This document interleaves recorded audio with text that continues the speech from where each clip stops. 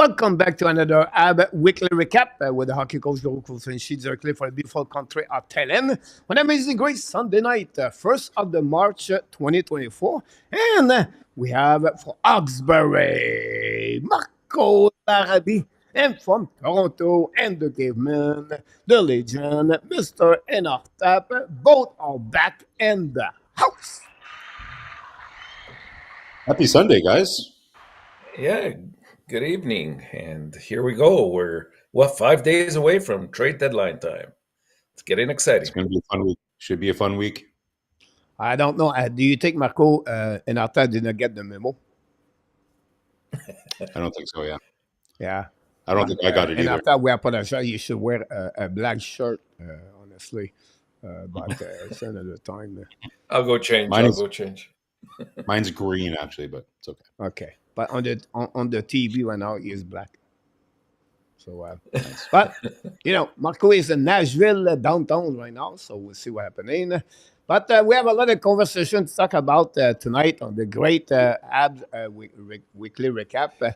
If 7 days ago, you were going to say that Montreal not going to lose on the regular time this week, no one in the panel would say you lied, because honestly, Montreal did not win, did not lose on the regular time. That's pretty amazing when you think about this. I was trying to looking for stats about when the last time did not lose back-to-back game in Florida on the regular time. And I did not look yet. I did not check about this, but that's be a long time. Honestly, I think the last game Montreal won in Florida is 2018. So you have to go right there on that year. Yeah, Arturi Lukkinen scored the winning goal, I think, last time. Yeah. So, again, we're going to figure out this for sure. But subject of the day, guys, and I think it will be interesting when we talk about this at the middle of the show. But the kids on the Habs. This is the week where the kids, the young players for the Montreal Canadiens, step up for them. And then if you follow my other channel, but we create just a video on the quiz option. Would you rather to get the mystery gift or to get the things you want to get right away at the beginning? So it's up to you. So you can join us. We increase 30% the subscriber. Let's make a deal. The days, and we reached 20,000 viewers on my Super Bowl quiz. So nice. Really interesting. Sometimes you never know. You make a video, what could turn around, but slowly, properly, right away, we're going to grow that channel number 3. And French and Thailand, but we took a couple of days off. Well, we get one a couple of days ago. Going to make another one the next 48 hours. But tonight we're going to talk about the Montreal Canadiens. Before we start, we're going to welcome everybody. The Bobs for Ontario is in the house tonight. Watch your head, please. Watch your head. Be careful. It's coming to you, and it's okay. It's okay. We know. We learn quickly, and we'll see what we got here. Go back over there and go back over there. Looking better. Here we go. Bob, Claude Richard, the neighbor of Marko in Ontario, la capitale du Canada, Ottawa. Mr. Claude Richard, de retour avec nous ce soir. Claude, always a pleasure having you aboard. Harry Lavallée, between a steakhouse, a steak, and a salad. Wait for my Enortap, Marko, and myself to talk about the Montreal Canadiens. Welcome back, Larry, another big supporter of the Hockey Nation Live show. And then he prepared for the week of the UPS, the best driver in downtown in Montreal about UPS. You see him at the lights, wave to him. Easy to recognize. His number of the plate is AZT. And 345. So I don't know if you check on this on the back of the truck UPS. He said, "Oh, that's Gary, the driver." Sure. About that one over there, and his partner is Michael. That's another subject of the time. We'll see happening about this. Gary again, and then we have Run with Kings in the house tonight. Welcome back, Run. Wait with the Los Angeles Kings. Interesting what the Kings going to do for the next couple of days. Maybe a team will be inactive for the trade deadline. The Los Angeles Kings. We'll see. Ladies and gentlemen, is back in the house. We miss him a lot. Jose Hey, Jose. Duarte. Welcome back from the upstate New York, neighbor of Larry during the summertime. Hopefully, you're doing well, Jose. Glad to see you aboard, and we wish the best for you. But very nice to stop by to say hi to us, Mr. Jose. Another great supporter of the Hockey National Show, and glad to have you aboard. The Patrick Leblanc to the Pat the White back in the house. Welcome back, Mr. Pat. Said Kane to score 3.5. That would be great if he does because that will help me my fantasy team. So, Pat, you're on the right direction for that. Hopefully, you'll go to get that one. Over there. Audrey Calabro already in the house and mentioned the first news of the night. Jonathan Quick signed a 1 year contract at 1.2. Well deserved, by the way, by Quick after a couple of years difficult with his front with the Kings, and then he just said bye bye to Columbus before he go to the, you know. So, but we'll see what happening about that, Mr. Quick. And then Luc Everson from the Lange Gardien de retour avec nous ce soir. Welcome back, Yeah, Luc. Hopefully yeah. doing well. Luc Hey, is Luke. a new a new retirement and the région du Québec. What's happening about that? I'm watching right now the game start with Pittsburgh Edmonton. What a bad loss by the Pittsburgh last night, guys. I know I predict Yeah. they're going to make the playoff, but last night was like Nail OMG in the lose, winning 3-1 with 12 minutes to go remaining on the first period, at the third period, and they gave 3 goals like that. Chris Letang, guys, if you want to have Chris Letang, guys, and you're not happy about Mike Madison, you're going to Yeah. be not very happy about Chris Letang. He's getting old That was a and nice move. losing a lot. Nice pass. What a bad turnover he did on the defensive zone. Play the man, not Calgary the just puck. Calgary just won't go away either, right? Like it's kind of like a Nashville, kind of thing, right? Like they're selling, but the team just won't give up. It's like the Terminator That's at the the end of the first Terminator movie just stays alive, Yeah, that's a that's right. secret. Now, Go away your another players. conversation, hockey, Marko said they tank at some point. They tank, but the player don't tank. No. Maybe the overview or maybe the what he look like, but they don't. The management makes some move. Maybe they think they tank, but the personal, the players, the staff doesn't want to go that direction, and that's Yeah. the It was beauty a about fun it. night in Calgary though. Like they had the Kippersoft jersey retirement. They had all the ex Flames in the stands. Like Iginla was there. So lots of fun for Flames fans. I know. Randy, why so negative? Flames suck. Like they had an amazing night last night. All the alumni is in the house. They come back behind Uh, from 3 goals and come it's out the next Randy's day and say, sarcasm. It's a "Jeez, sarcasm. Yes, Gary Conway make already a big news of the night. He said Joshua Roy would be a top six. Mark my word on that one over there. We'll talk about this a bit later. Eddie P is smiling now because the Sabres looking good. I don't know how many games they won straight or how they were. The last 10 games, the Sabres looking good. Uh, and They now they have, was yeah. winning 2-1 a couple of minutes ago. And they're still They still 2-1 are. with half of the third. The Sharks at the wall game at 3-3 between both teams. And the Canucks take the lead now 2-1 with a goal of Connor Gallen. Garland scores 12 of the year. Garland. And if you have him on your fantasy team, it would be good. Roy is back in the house. Good morning. Happy Monday, Mr. Roy, directly from Bangkok and Thailand. And finally, Randy Hey, Roy. Walkman back in the house. Welcome back, Randy. Randy was one of the first mentioned about the contract negotiation between Peterson and the Vancouver Canucks. And I'm not sure we talk with Randy saying he make a trade the Flame, but anyhow, the Flame come back yesterday to get a big W 4-3. But they, like the Kraken and the Flame, they're not going to make it. I don't see that one. Luc Fortin knocked the door. Mr. Luc, welcome back. Thanks to be with us. You're welcome, Welcome, Luke. Jose. Always a pleasure. Ronald King said, "Do you think Kopitar and the Daddy catch up the Gretzky and Coury for the best forward defenseman duo?" Kopitar and Doughty catch up to Gretzky. What in terms of games played together? Best His forward. best forward defense, but he's not a Well, defenseman. Curry wasn't a defenseman, so Yeah. I don't. I don't understand the question. Yeah. I don't know. Clarify, please. Maybe we'll say, Coach, where do you think Savard is going, Marco? I think he's staying in Montreal. Personally, I don't like it would take a pretty significant offer for him to go. He's very valuable to the team, regardless of what people say. Like his underlying numbers, all that stuff. But like he's very valuable to the team, so it would take a substantial offer to get out of Montreal. It's not impossible, Coach. We've had the discussion before that some teams don't like rentals. They don't like spending big assets for a rental, which is why maybe Tanev didn't get as much. There might be some teams out there that feel they would pay a bit more because Savard has another year on his deal. But Hughes is certainly not in a rush to move him, so I think it would be unlikely, but not impossible. Great point about that, for sure.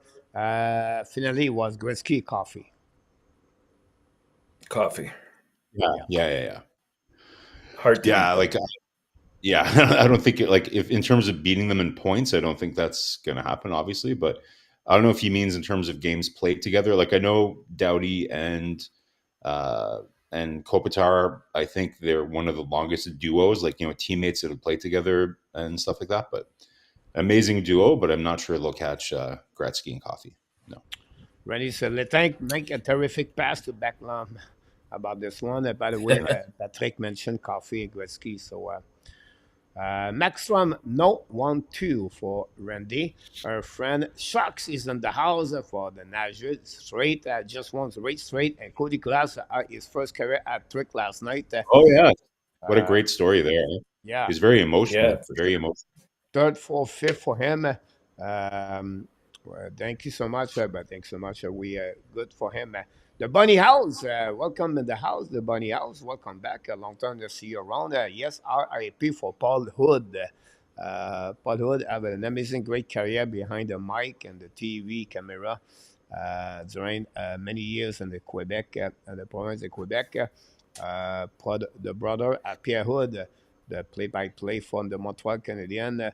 Paul was really not only was a funny guy too, by the way. He was an actor. He was in a lot of movies like Les Boys and those he kinds did of the movies. Boys too, movies for sure. And then again another one after Yvon Petneau and Chartrand, GP Chartrand. But another one Zapier. But we wish the best for the family of Hood. But that one's great. A great Montreal recognized him very well, so it was great to see that for sure.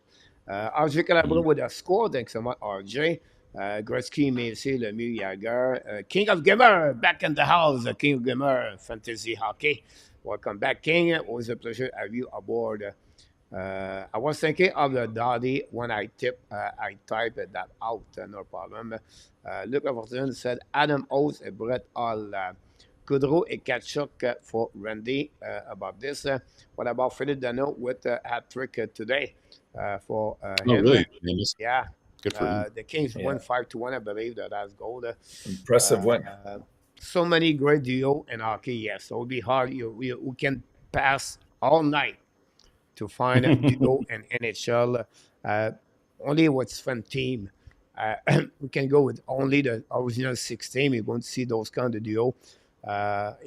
With Stan Mikita, if you want to go all the way back over there, and then you have so many with Maurice Richard and Jean Béliveau, Kostitsin brothers, the Kostitsin brothers, all the best ones. Absolutely about this. Abination back in the house. Another one. Abination is going to. Nobody can stop Abination, the fantasy hockey in the beginning of the year. Unbelievable the way he did it. Congratulations, well said. He's doing a great job.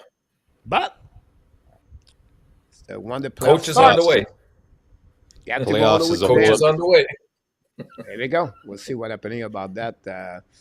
I think the trade deadline is passed in the fantasy hockey, right? Well, hopefully he's not gave it away. I haven't made any trades. I don't think he can trade anymore. March 2nd. I know. No, it's over. Yeah. Hopefully Happy Nations is not the Boston Bruins of last year, right? Yeah. Lemieux with anyone, Luc Lafortune. on the other hand, to get Marko is right. Ron with Cakes, not just a trick from Dano. He finished score at home this season. So there's a good news about that for them. And 0-0 Pittsburgh and Edmonton. Jose Duarte, coach, your opinion on the ramp hit on the Russian Bear should have been a suspension about that. Yesterday, ramp hit Lipushkin. It looked like he's going to be out. What I heard, I don't know the last update, but looking about that. So Enortap gave us a bit more information Well, about that hit. at the very least, there should have been a boarding call. Like, I mean, that's the epitome of like right at the numbers. He was skating fast right into him, and I think there's even a leaping action at the end, and it was close to the head. If it wasn't directly on the head, it was at least around the shoulder area. I mean, Labushkin, he's saying he's fine, but he's going to miss some time now to go through proper concussion protocol and so forth. It's unfortunate because he brings some good size to the Leafs and some ruggedness. He blocks a lot of shots. Were you About surprised that Labushkin, Were you surprised that Keefe is going to play him with Riley, like on the top pair? That seems like a lot of minutes for him, but we'll see. yeah, he's. I don't think he's there. I don't know. Maybe that with the absence of Giordano, may have had something to do with mixing around the lines. But he shouldn't be higher than second pairing at most. Ideally, at third pairing, that would be the best. But Because I think I you know, heard Keefe say that because I think he might have played with Riley a little bit last time he was in Toronto, so I think they wanted to try it, but I don't know. I don't know if I like Labushkin as on your top pair, moving yeah. forward. But good player though for sure. Like Leafs needed a guy like that. Here we go. So that's the question for Jose. Thanks so much. We have a few people. AK knocked the door. Welcome back, AK. I'm sure he's sit at home watching the game between the Oilers on that one. Then Abination is looking for pizza, and then they're looking for regular oven or barbecue, something like that. So I don't know what's going on. Awesome to hear that. He's Also cooking us. happening about this. Well, we are going to get the 20 right now, so we're not going to wait. The Jet 3-2. The Jet 3-2. Oh, Of course, Wow. you know, and you know who the Monahan other again? Baron scored. No, Baron scored. Oh, okay. The other Baron. It's a good player, Score man. between 3 minutes. Wow. Yeah, Jets are on fire right now. They had a bit of a struggle for a couple games, like right 13. after they got Monahan. They looked kind of flat, but they're definitely picking up Yeah. steam again. Yeah, Wow. most of That's the good teams news that make about a this trade, it one. takes a while for them to sort of acclimatize to the team and the team to the new player. I mean, we're seeing that a little bit with Vancouver. They're in a bit of a skid, but I mean, I wouldn't overly worry about it. I think with the Peterson signing, things should calm down there now, and I think Vancouver's to be contended with for sure. Coach, you missed my explanation. Kopitar and Dowdy are just 50-point goal score as part of the duo from Gretzky and Guhly. Kopitar Dowdy minus 300, Gretzky and Guhly 350. Hmm. And they're asking Interesting. if he'll catch him. It's possible. Like I think I didn't know Mm, that, but yeah, Kopitar I think still has like at least another 2 or 3 good seasons in him. I think, and Doughty doesn't look like he's slowing down. So not impossible. Not impossible. The Sharks make some yeah, problem for Kings about that. So Hmm. we'll see happening about this one for the Sharks tonight. 3-3 again, the Minnesota Wild. The Wild, after a great couple of weeks now, tried to hang in there, but the Nashville right now, 8th straight game, lead, take completely the wild card situation on that moment. But it's time at the beginning of the show, guys, to do what? We do the headlines, tweets from the good. headlines from all everyone that was. And tonight is the same thing. We had different ways to get there. So I'm watching the game. I'm sorry about that. And then I have to go all the way here. And let's start with that one, the headline of the night. And the first one we do at the beginning, of course, we go with Marco Larabé. And before Marco, you talk about the vitamin D, and it's for you.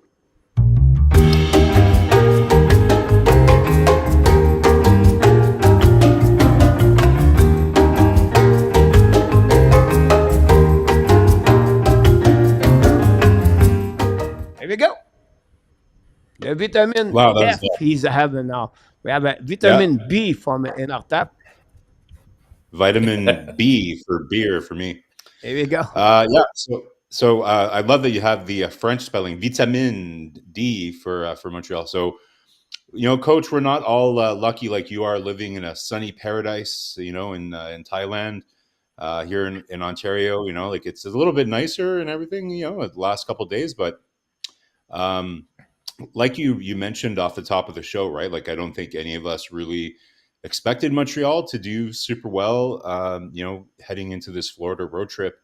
But I guess we maybe underestimated the fact that what the an injection of sunshine can do, like revitalize the energy a little bit.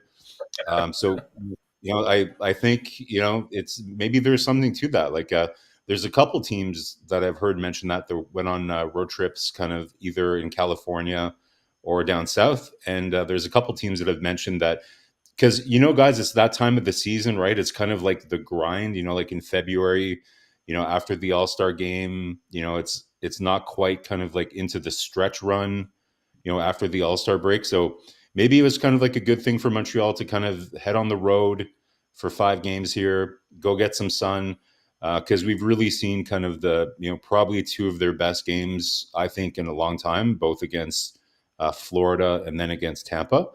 Like you mentioned, both losses in overtime, but those games could have easily went either way, in my opinion. Like really, really tight games, a couple little mistakes here and there, and we could be looking at potentially 3 wins in a row. So really impressive. Nothing too in depth with this headline. Like it just really kind of a little comment about how sometimes a road trip can just come at the right time of the season when you need that energy, right? So I'm not sure if they were able to completely take advantage, but even just getting off the plane, getting that sun, I'm sure probably a little bit of boost of energy for the boys, right? So I know that we were treated to some really, really good hockey from Montreal this week so far. I'm sure we'll go and get a chance to kind of like talk about their performance this week. But I just wanted to mention that Enortap and Coach, like I don't know if you wanted to add something. It's not a really fancy, in-depth, intellectual headline this week. Just a little comment on a little bit of a coincidence that we see a little bit of boost of energy from Montreal Yeah. now that they're wearing their flip-flops. Maybe. What do you guys think? Yeah, without a doubt. But before we get into that, Coach, I need to know. Inquiring minds want to know. Where can I buy that shirt? I need to get one. Is it on your merchandise channel? Marco provide the picture. Oh, Marco did? Okay. Yeah. Yeah, You you got can one of those, definitely buy Marco? this. Yeah, you can definitely buy it online. So if you just look for, I think I searched for Montreal Canadiens palm trees. I think was the Google search that I did, and this shirt came up. That's pretty I nice, love it. man. Yeah, it's It pretty is. nice. That's why I had to intervene there. But yeah, going back to what you're saying, Marco, without a doubt, Montreal hasn't had much success when they played in Florida. And a lot of it sometimes is more the distraction than anything else. It's not so much the teams, even though the teams over the last 6 to 7 years have been very formidable to play against, both Florida and Tampa Bay. But you got to give them kudos for going in there and really playing 2 solid games. They weren't error free, but you're seeing that they're putting everything that they can into it. And we came up. What was it? 1-0-2 this past 3 games. So that's 2, 3, 4 points out of 6. If we'd said that at the Mm. beginning of the week, we'd all be rejoicing. But great work, and keep up the high spirits, because it's tough. as we said last week, the schedule only gets tougher moving forward. And you know that when you're at the bottom, sometimes it's hard to motivate yourself to try to, to put in that type of game, especially as the top teams start to really uh, bring their game to full fruition, getting ready for the playoffs. So that's good. Great point for both of you.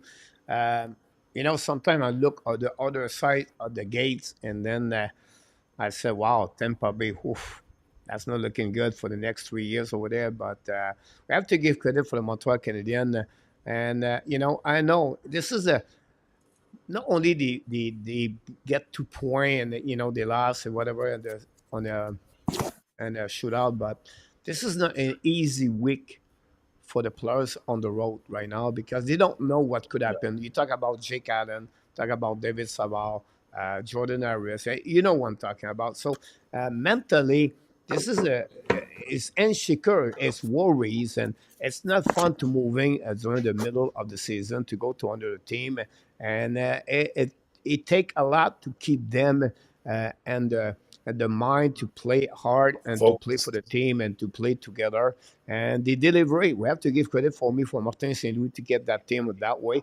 I understand the movement of Monahan.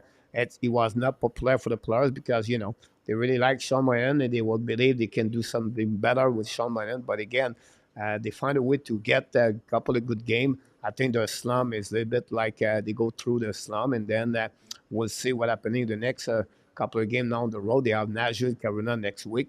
But overall, great performance for them. And you're right, they have some kind of vitamin we was not expect to have it on the weeks. I don't know, it's a kind of Red Bull, but congratulations for the Montreal Canadiens. Great headline, Mr. Marko. Let's move on, And it ladies comes and at gentlemen. it comes at a tough time too. Like players are worried, are they going to get traded or not? So it's hard to keep focused. So good on them that they were able to produce. Great point about that. A couple of comments in the chat for AK, Randy, and for you. Thanks so much. At line number 2, ladies and gentlemen, and it's a captain, Mr. Enortap. Oui, le Capitaine de Montréal, number 31, obviously. And, we talk about a lot of the players, and I tried to tie it in with your theme, coach, in terms of the youth that are starting to take over for the team. And, the first name, obviously, that comes to mind is Nick Suzuki. As we all know, Martin St. Louis is always great at coming up with a key phrase to sort of capsulize what he's thinking of for the most part. And one of my favorites is, and he's gone to it a couple times. He said, trying to in comparison to making a comparison between him and other players, like we've heard Bergeron being exchanged, and this weekend we also heard Barkov, and I'll get into that in a second. But the phrase he came up with is comparison is the thief of joy. And he really doesn't want to get into the whole comparison aspect of who he can be like, because he likes where his progression and development has come and what he's doing to date. And to be a captain at this age in probably one of the most biggest pressure cooker cities in the league, where you constantly have attention on you. And here's a guy that during the course of the year remains in the city. He does a lot of stuff outside of with the community, but more importantly, you can tell when he's on the ice, he leads by example. Now, having said that, he didn't have a great game last one against Tampa Bay, but we're all subject to those. And the thing is, what I've seen with Suzuki over the years is he rarely puts 2 or 3 games that are bad in a row. So I expect him to bounce back. The other thing that I wanted to bring up with that game against Florida, I mean, they asked the journalist asked Paul Maurice about Suzuki and his defensive play as of late, and he quickly jumped to to his analogy of saying he's very much like Barkov. I see a lot of Suzuki, Barkov in Suzuki, especially when you look at things like the fact that he can bring a skilled game. He can put up points when he has to. He's a good offensive player. Um, and there's always pressure to have to produce, but sometimes he'll sacrifice that to try to improve his defensive game. And I think this year that's one area that I've seen personally where he's improved over the last little while. And to be honest, he's a hard worker. He's his face-off winning percentage he's really worked hard on that. I think over the last 4 years he's gone from being in the 40s, and this year he's finally, I think, at 53%, if I'm not mistaken. If you compare even the game that they had against Florida, there was a remarkable similarity between him and Barkov. And it wasn't just the fact that they each got 3 points in the game. It was the amount of ice time that they both drew. It was the power play time that they drew was very similar. They were both on penalty killing situations, so they're being brought into specialty cases as well. So I really enjoy the fact that we're seeing him flourish right before our eyes. If you look at just the month of February, guys, he had a fantastic month. He put together 11 goals and 6 assists in 11 games that he played. And there was only one other person that had a better shooting percentage than he did, and that's Austin Matthews, who was really surreal out there. So he's almost at a point per game clip right now. I think he's just two points shy. I think he's only about 5 or 6 points, maybe 7 behind his season high, which, with about 21 games, I think he'll be able to easily obtain that. And, the comparisons don't stop just at Bergeron, and also, in this case, Barkov. I know that Andre Tourney, when he was in the OHL, compared him also to Ryan O'Reilly in terms of his defensive play and what he brought to the game. So I'm very excited with where he's brought the team so far, and he's doing it in a city that's not easy to do as the captain. And I really admire the fact that he's been able to elevate his game. So I think over the next few years we're going to see quite a spurry in terms of him reaching the ceiling. Remember, he's only been in the game. This is his 4th, or is it his 5th year? I think it's his 4th year, if I'm not mistaken. So if you give him a couple more years, we'll see. It took Bergeron, I think 6 years before he reached his highest output offensively. But we all know what he did defensively as well. So let's wait and see. Yeah, like hard to disagree with any of that. Like, so one thing I'll say before I go on, kind of a rampage of talking about how awesome Suzuki is. I always think, with Paul Maurice in particular is a very smart coach.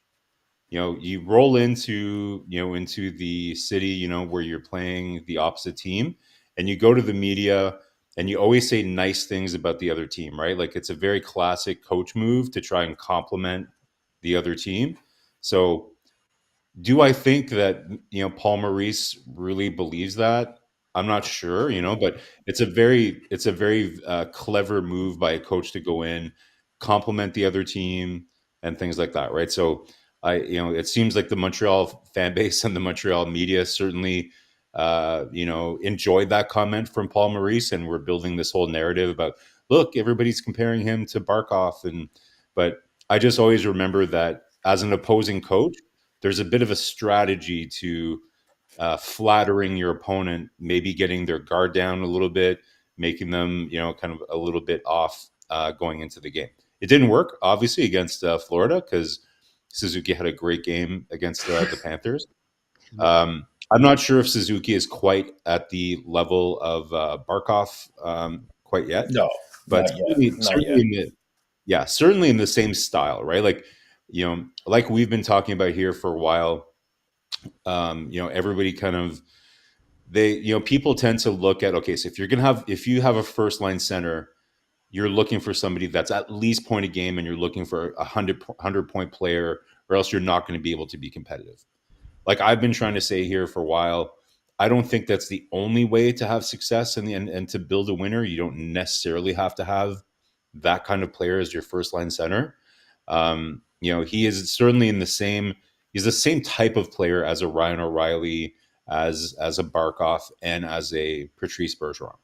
And I think we've seen that teams built like that can win.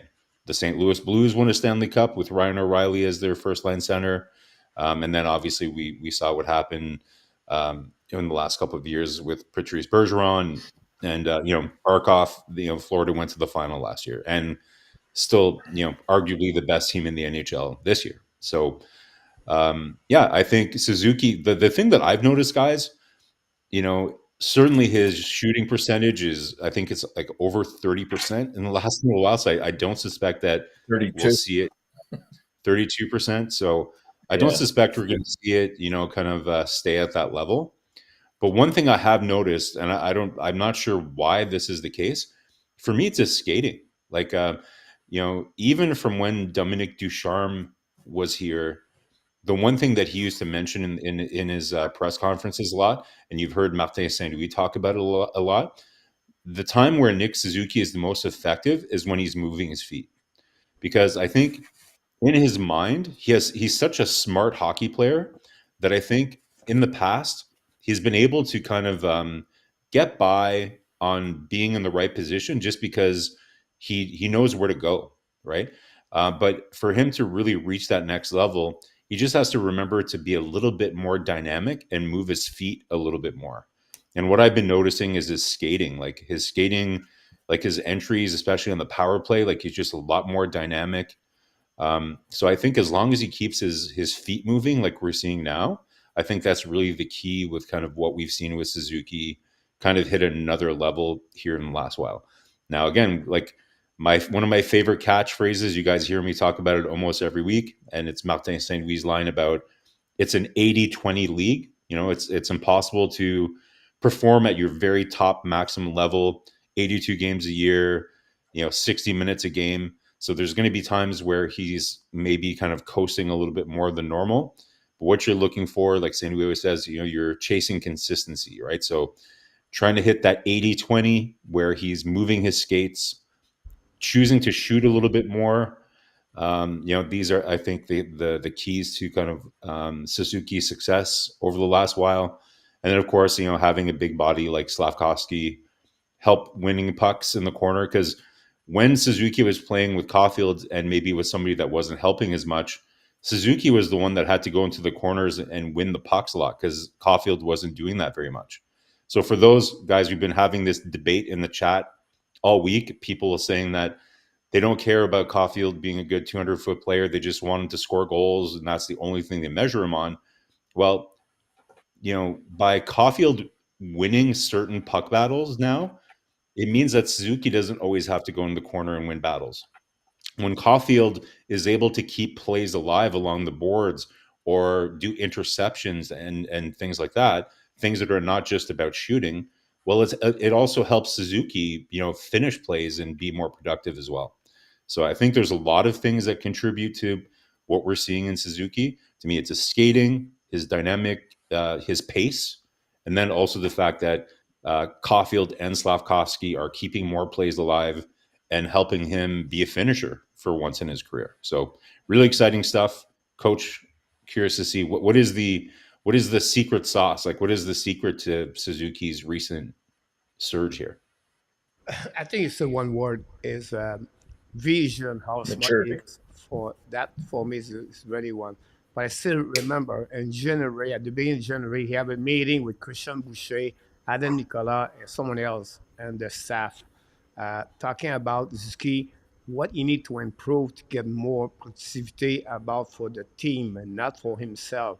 and he really focused on the different things like pass in the inside the in front of the net, drive to the net, shot inside of 15 feet to 20 feet.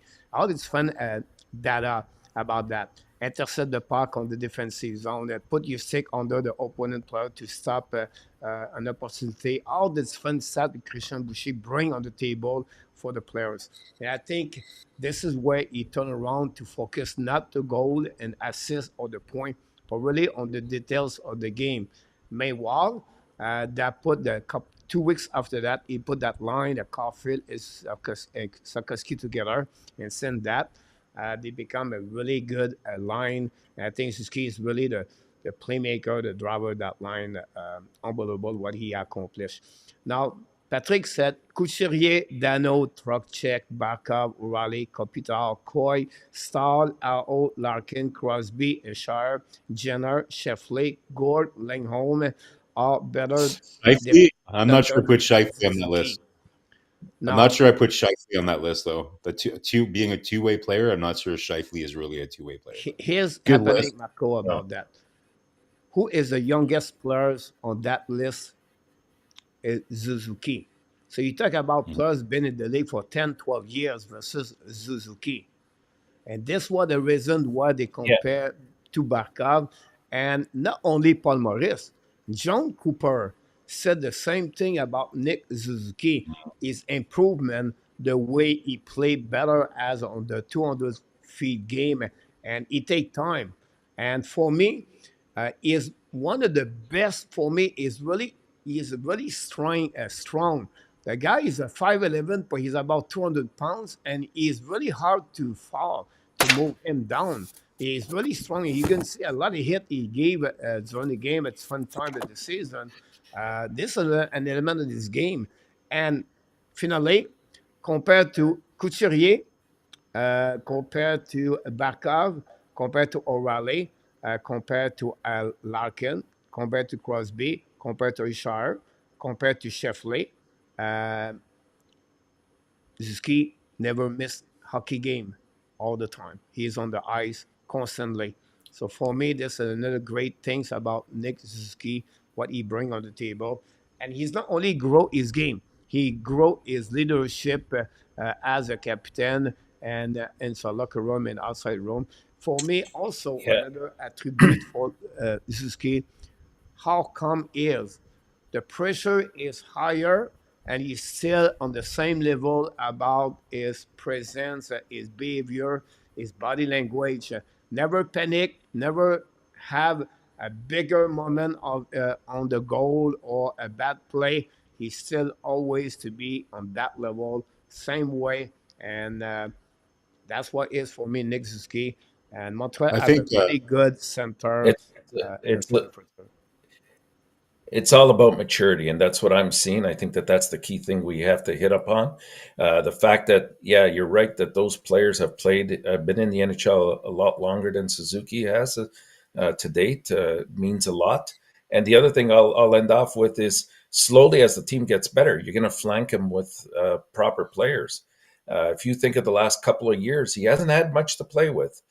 This year, you can say, well, obviously Caulfield and now Slavkovsky, but it's not written in stone that necessarily those are going to be his two wingers down the road. Who knows how things will go either through trades or a draft. If you get lucky and you get number one, and you get somebody like Celebrini or somebody else, a winger that can complement him, you got to go with what's best. And for me, Suzuki, I just like the fact that he's a very humble person and he leads by example. He reminds me very much in terms of his style. He reminds me very much of the way Bob Gainey comported himself as a captain for Montreal.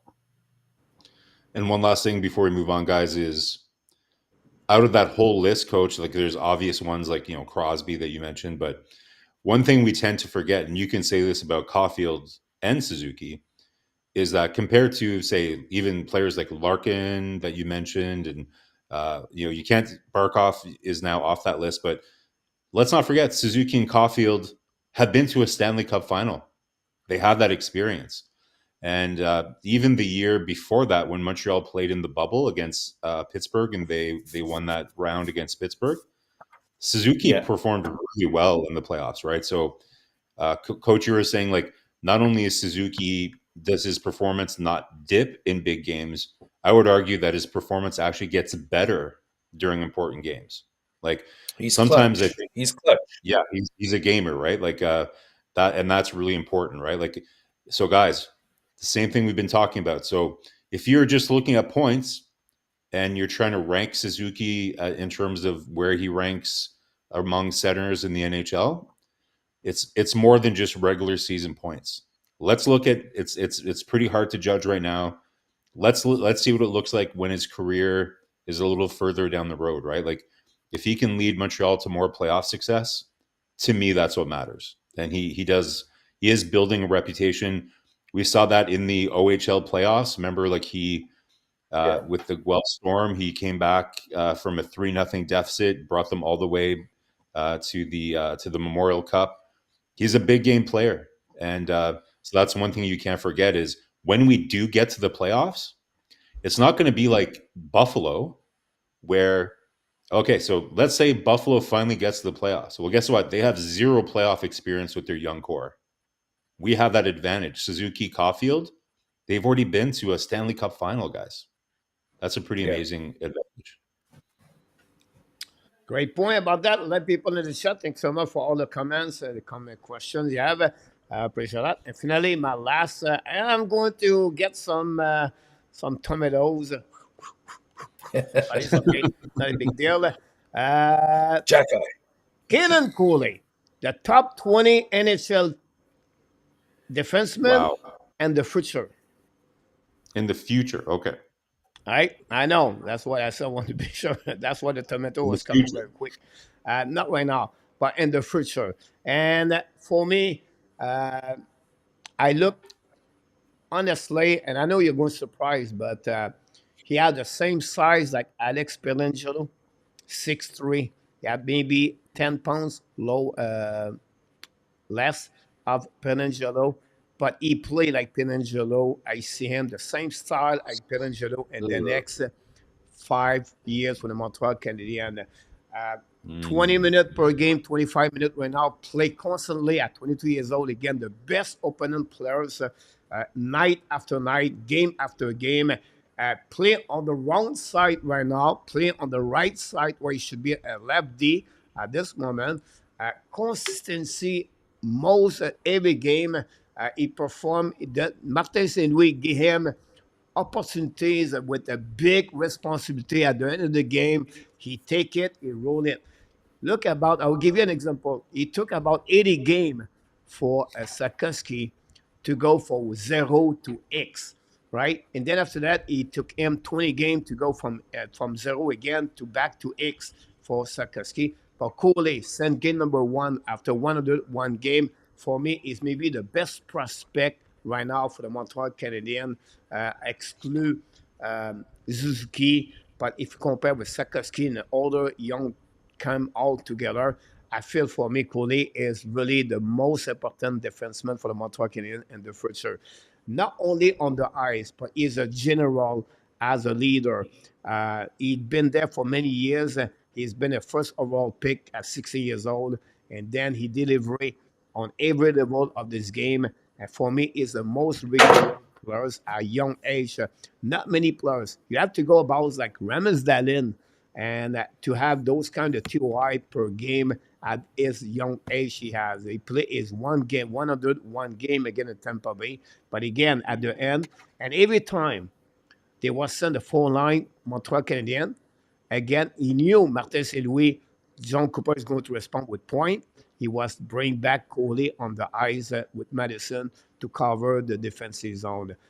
Not going to be perfect. He's not going to be always make mistake, of course, but the way he delivered game after game for the Montreal Canadiens at so young age, and again, opponent team, their best player from Matthews to McDavid to Barkov to Ao to Kucherov yesterday. If you watch the last, and I apologize, I was supposed to get the clip, but at 1 versus 1 against Kucherov at the end of the game, Kucherov was beating him. He came back to put his stick at the right place to let Kucherov to go wrap up around the net, and then Madison have the time to come back on that pose to save the situation.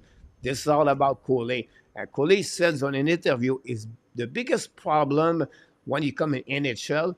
Sometimes it's not about the speed. It's about how you use your stick on the ice. It's really great details of the game. One of the players really good on this is David Savard. How many times the puck go out of the play because he have the right place at the right spot? David Savard is sick. So for me, the Kaden Guhly is a player cannot be traded at any moment for the Montreal Canadiens. He's going to be the big piece of the puzzle. And again, I feel like he's going to be a player like Alex Predangelo or any top players and defensemen for that. And he's not going to be the kind of point like a John Carlson or a Letank, but overall 200 feet game, physical, protect the puck, protect the front of the net, battle in the corner. He's going to get better and better. This is a player you cannot lose at any moment for the Montreal Canadiens. So that was my point about him. Wow, there's a lot there to unpack. You know what? I love his play. I'm still waiting for a little bit more consistency in his play. I think if we look at last year to this year, we've seen quite an improvement in his play. And I agree with you, Coach. I think he's playing on his correct side would make a big difference as well. But you look at when we play teams that have their big first line players, and we're talking most recently Kucherov. Who did they put on him? And it was Guhly. Same thing happens when McDavid's in town.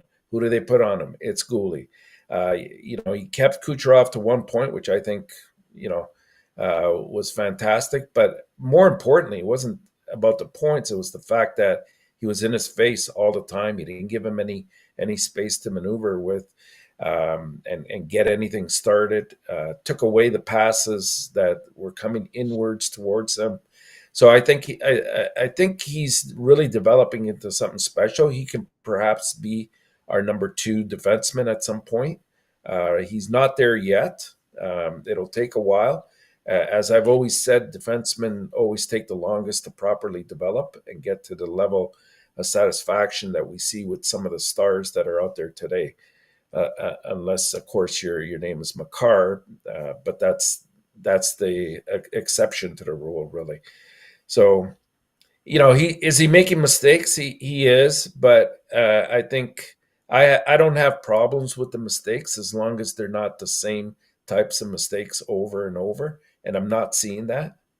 So I would agree to the point that in the future he can get to that stage, but it's going to take that consistency that right now is not there.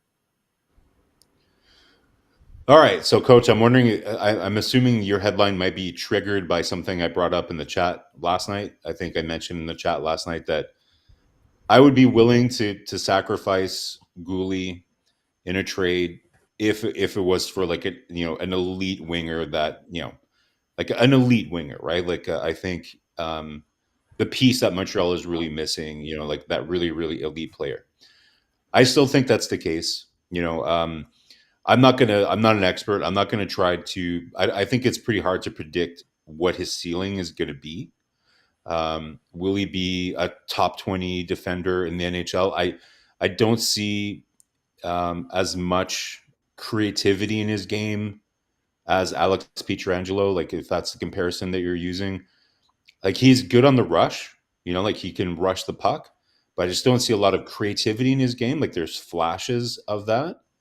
But I don't see that part of his game as much.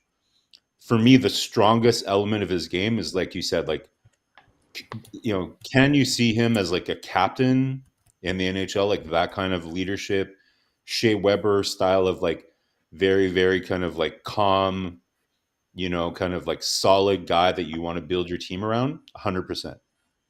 The only question for me is, your coach earlier, you were talking about Suzuki, right?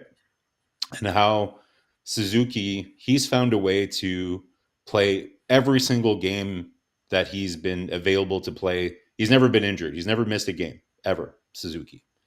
One of the reasons that I think that's the case for Suzuki is it's not because he's not like Phil Kessel, right? Where Phil Kessel didn't even really go in the corner. Like the reason he had an Ironman streak is that he didn't really put himself in a position to get injured very much.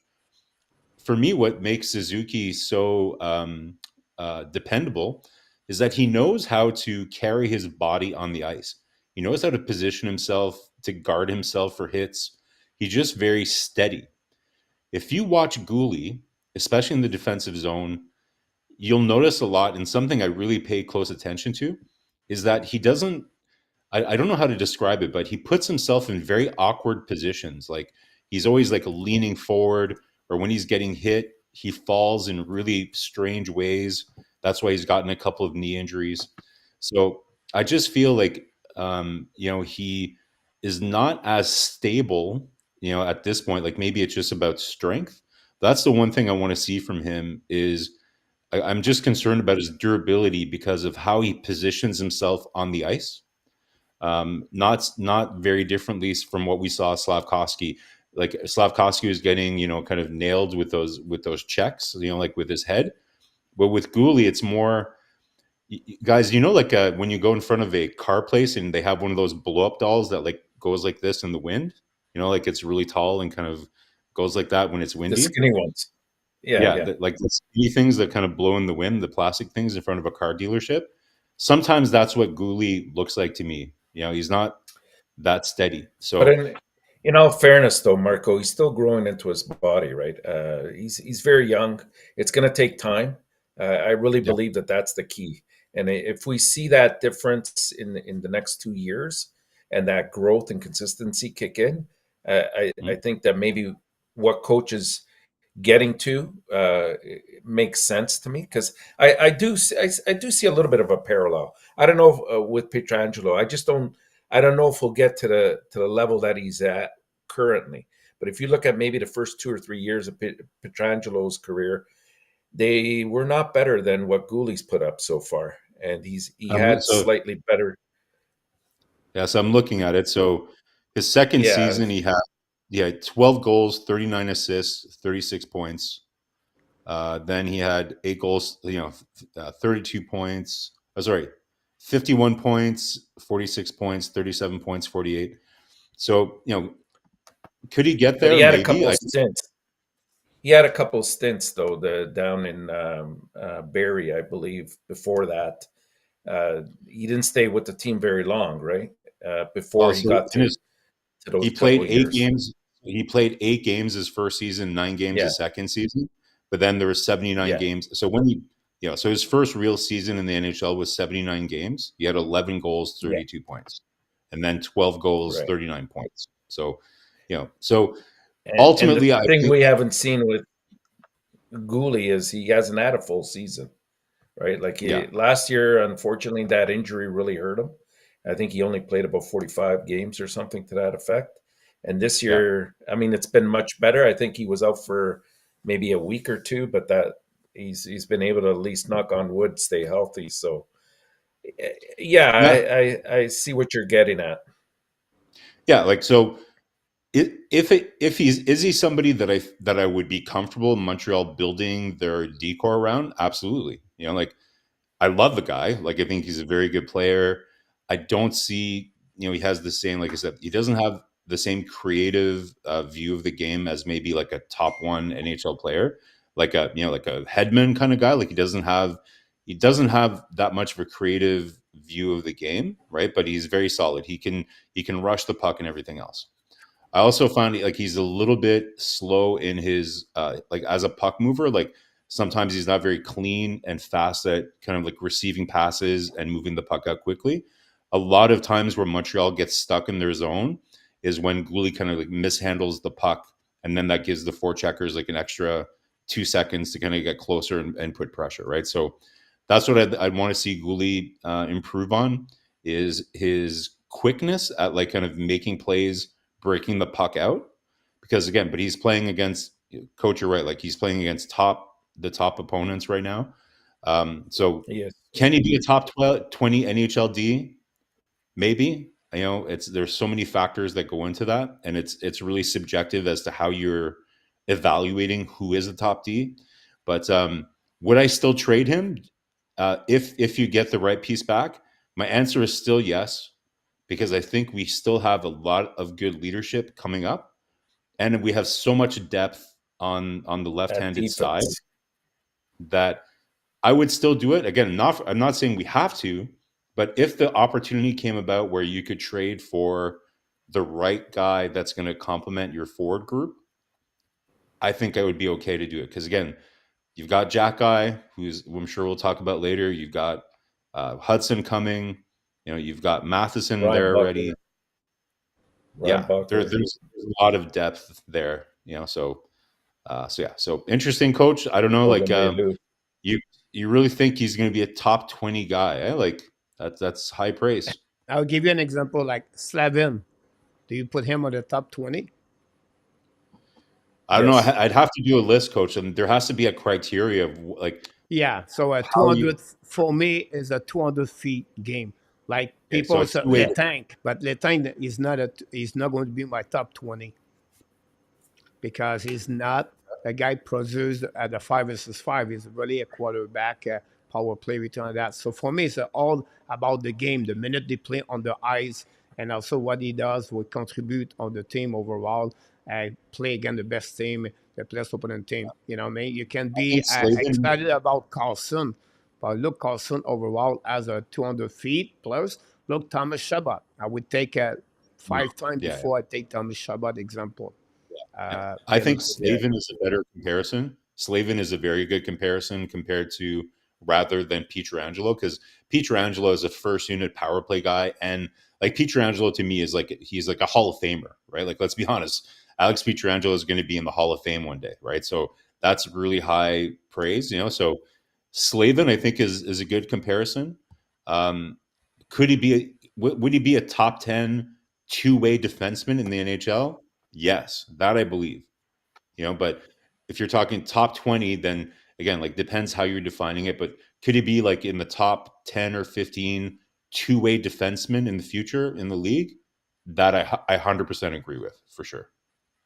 We're looking at complete defensemen, not just Two-way offensive defense, skills. two-way defenseman. Yeah. Yeah. Anyhow, it was all the update we got tonight for everybody. We got through about 30 minutes for each of the all together. So great content, great people in the chat coming, talking about everything's going on. But like we do at some point at the beginning, after that, we're going to get a bit to review the week of the Montreal Canadiens. And this is very interesting, guys. The weekly the report in Montreal this week 102, and it's a great week overall. Montreal Canadiens win only one game since February 14, but I believe they played the best hockey right now under Martin Saint Louis at that moment overall as a team, in my opinion. And I would like to hear from you because all the analytics they shoot more. They shoot more on the net. They are not get open and Corey Perry score, I believe, for the Edmonton Oilers. So that's the first thing. Secondly, their power play increasing again better. And all the analytics, most of the stats are really advantage the Montreal Canadiens right now. During the time the slump and during the last week, but unfortunately they don't get more W. But I would like to hear from you a bit more what you think about the performance of Montreal. Yeah, I think we kind of hit upon it a little bit earlier, and for me, it was a great week. Anytime you can take 4 points out of 6, especially on the Florida trip there, I think that you got to classify it as successful. We see that and that's the gratifying part is we see that the Habs really do step up and play some good hockey once they've sometimes hit rock bottom, and that's happened a few times where they've kind of lost games and they haven't played more than perhaps a period in the game. But against some of the top-notch teams, they seem to get up for those and they're producing. So it's good to see. They haven't had really again, knock on wood, any prolonged losing streak that really sort of sets the tone going down. Just recently, I think they had that little stint, but it was what, 6 games, I believe, that they hadn't 5 games, won. yeah. But yeah, 5. Yeah, even better. And they bounce back all the times, and that's the style that you want to see in a team. You don't let losses accumulate. You bounce back, and the next game is a whole new story, and that's what they're showing us. So I like the fact that they're responding after some bad games. So, all right. Well, look, if we're looking at this as a weekly recap, you know, if you go back to the Arizona game, um, like I've said before here, coach and Enortap, like hockey is weird. Like Martin Saint Louis had just talked about how, in that 5 game losing streak that Montreal had, it was surprising because probably 4 out of those 5 games, he felt that they were playing the best hockey of the season, yet they hadn't won in 5 games. So after that comment, they go out against Arizona and they play one of their worst, in my opinion, one of their really bad games in the last month, and they win that game. Yeah, and they win it. And yeah, so but then so you turn around. Sometimes you just need a win. Like look at Arizona now that they beat Ottawa. Now they've won another game, right? So sometimes you just need a win. Hopefully, kind of like Anderson, he just needed to score an ugly goal, and hopefully he goes on and gets a little bit of of mojo and can kind of get on a bit of a run. So they turn around after that, kind of difficult game in Arizona. They come out and they have 2 really, really good games against both Florida teams, like we were talking about, right? So overall, that's good. I think one of the things that we were hoping to see this year was for them to really kind of improve their 5-on-5 play and especially their play in the defensive zone. Overall, I would say that there's been less total breakdowns in terms of the man-on-man coverage. The big thing that Martin Saint-Louis was looking for them to really bear down on was, them picking up sticks of players in the slot. You were seeing a lot of times where the player was in the right position in the defensive zone. They were like right next to the player they're covering, but they just wouldn't pick up their stick and then they would be able to put it in or tip it or whatever, right? So little kind of like attention to detail things like that Saint Louis had them working on. So one little thing, guys, that we might want to keep an eye on, that's 2 games in a row now, though, that Montreal has allowed a shorthanded goal. I think we all excited about the progress of the power play over the last, maybe 15, 20 games. But now Montreal is number 1 in the league for shorthanded goals scored against, which is not a great stat. So that's something to bear down on and be a little bit more careful. Like you're mentioning, Enortap, Suzuki doesn't make those mistakes often, but something that you want to look at and make sure that you keep an eye out on. Coach and Enortap, the thing that we know, is the case is Montreal does well when their goaltending does well. And we've talked about this before. When does the goaltending seem to do well? It's when Montembeault plays more often, right? So when Montembeault played 2 games in a row, and surprise, surprise, Montreal is in those games, right? So, Although Primo did play a good game yesterday. yeah, you're right. I thought he was fairly good. He kept them in there, and he was pretty good in the shootout as well. Yeah, but Montembeault played back-to-back games this week for the first time in a long time, right? Yeah.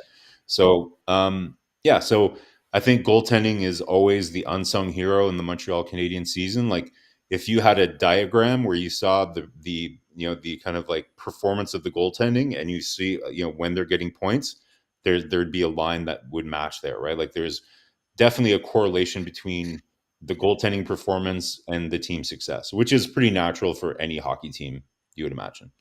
So to me, guys, the thing that's still really, really problematic is the penalty kill, right? So the penalty kill is still not doing it, still really, really not performing at the level that they need to. It's something I think they really, really need to take a look at. But overall, I think Martin Saint Louis has been playing better 5-on-5.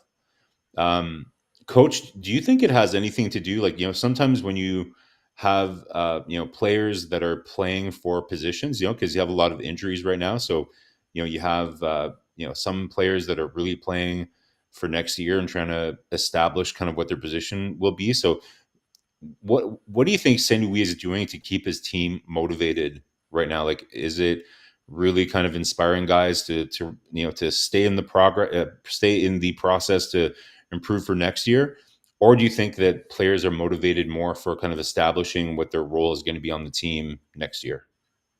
Yeah, so I think you nail it. You know what I mean? Like, if you think, whatever they have a guarantee money, right, for the next year, right? Yes, they are proud people. They are proud players, right? They want to perform. They want to score.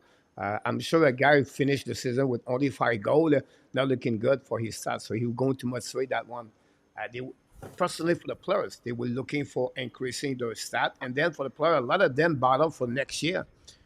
Every year it's a new year, and if you're not established, right, in the NHL, you can maybe lose your job. And many players right now for the Montreal Canadiens on the little bit on the same situation. If you're on that trade, whatever he said, Jake Evans.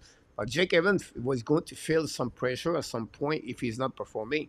And then after that, Martin said, it's all about to evaluate also the players until to the end of the season. Yes, they know who they are, but still, you have a lot of players like Sakoski, Caulfield, Doc, not Doc, but New Hook, and then you have Guhly, and you know what I'm talking about. Have to consider to Mhm. performing until to the end, and then it's to motivate the players to have a good smile the next morning. And the best recipes, it's all about winning. It's all about enthusiasm to keep energy high and to have some kind of starting now. The trade deadline guy is going to be done this weekend. And then after that, everybody's be, okay, I'm still here. It's good, right? I feel good about this. Now, Martin Louis is about bring fun for the rest of the season. And the fun is going to be at the practice. You play game. And you try to bring the people, the players, enjoy the most of the time. And one of the two said, it's the right time to be on the road right now. It's a good time to be on the road most of the time until the end of the season, if you can. People Yeah. stay together. Trip in Florida is a good timing to have a good time outside. The weather.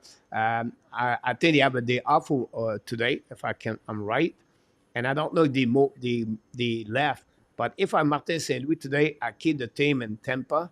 I let them to play golf, have them to have a good time. I take the plane at 4 o'clock afternoon, go to Nashville late tonight, have a dinner all together, split the plane to have a good dinner, relax, and then back on the ice tomorrow morning for the practice, and then enjoy. Give them rewards about what happens on the weekend. So that would be the way I would carry on this team until the end for that. Yeah, no, I think you're right. So yeah, I think coach all in all, like especially the last the Arizona game again, they were kind of lucky to win that one. I think every NHL team, didn't want to be the team that lost against Arizona. You hate to be the one that is the first one to lose against a team that's Yeah. lost 12 in a row, right? So Ottawa ended up being the team with the that dubious honor to have that.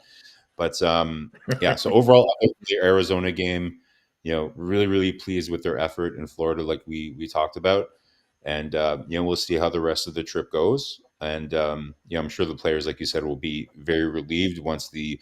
Well, here's an interesting question, guys. Like, so we assume most of the players that are in Montreal want to stay there. Are there any of the players that you think want to get moved? If there's any players that I know we're not in those, we don't want to start rumors or anything like that, but just logically, are there any players that you think in their mind it would make sense for them to get moved at the deadline? If you're their agent, would you prefer that they get moved? And after that, Only if maybe if you're a veteran player and you're coming towards the end of your career, maybe you haven't won a cup and that's something that you obviously aspire for. I can see that maybe happening.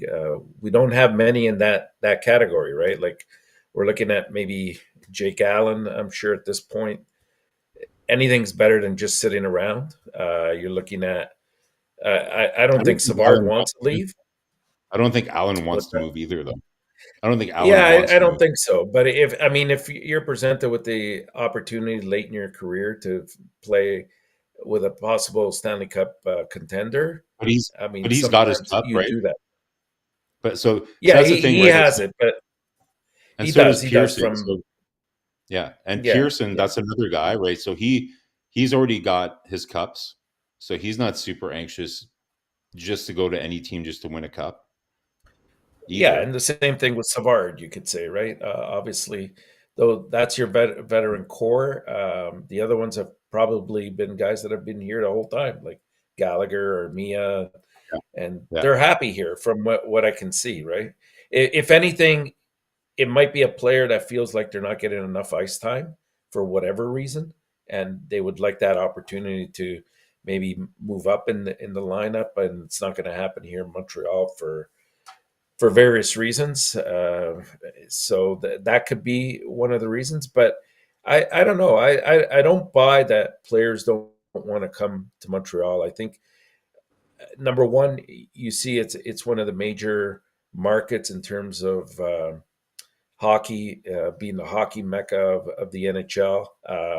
I also think that you want to be part of that. Uh, like some people say, they shy away from the limelight.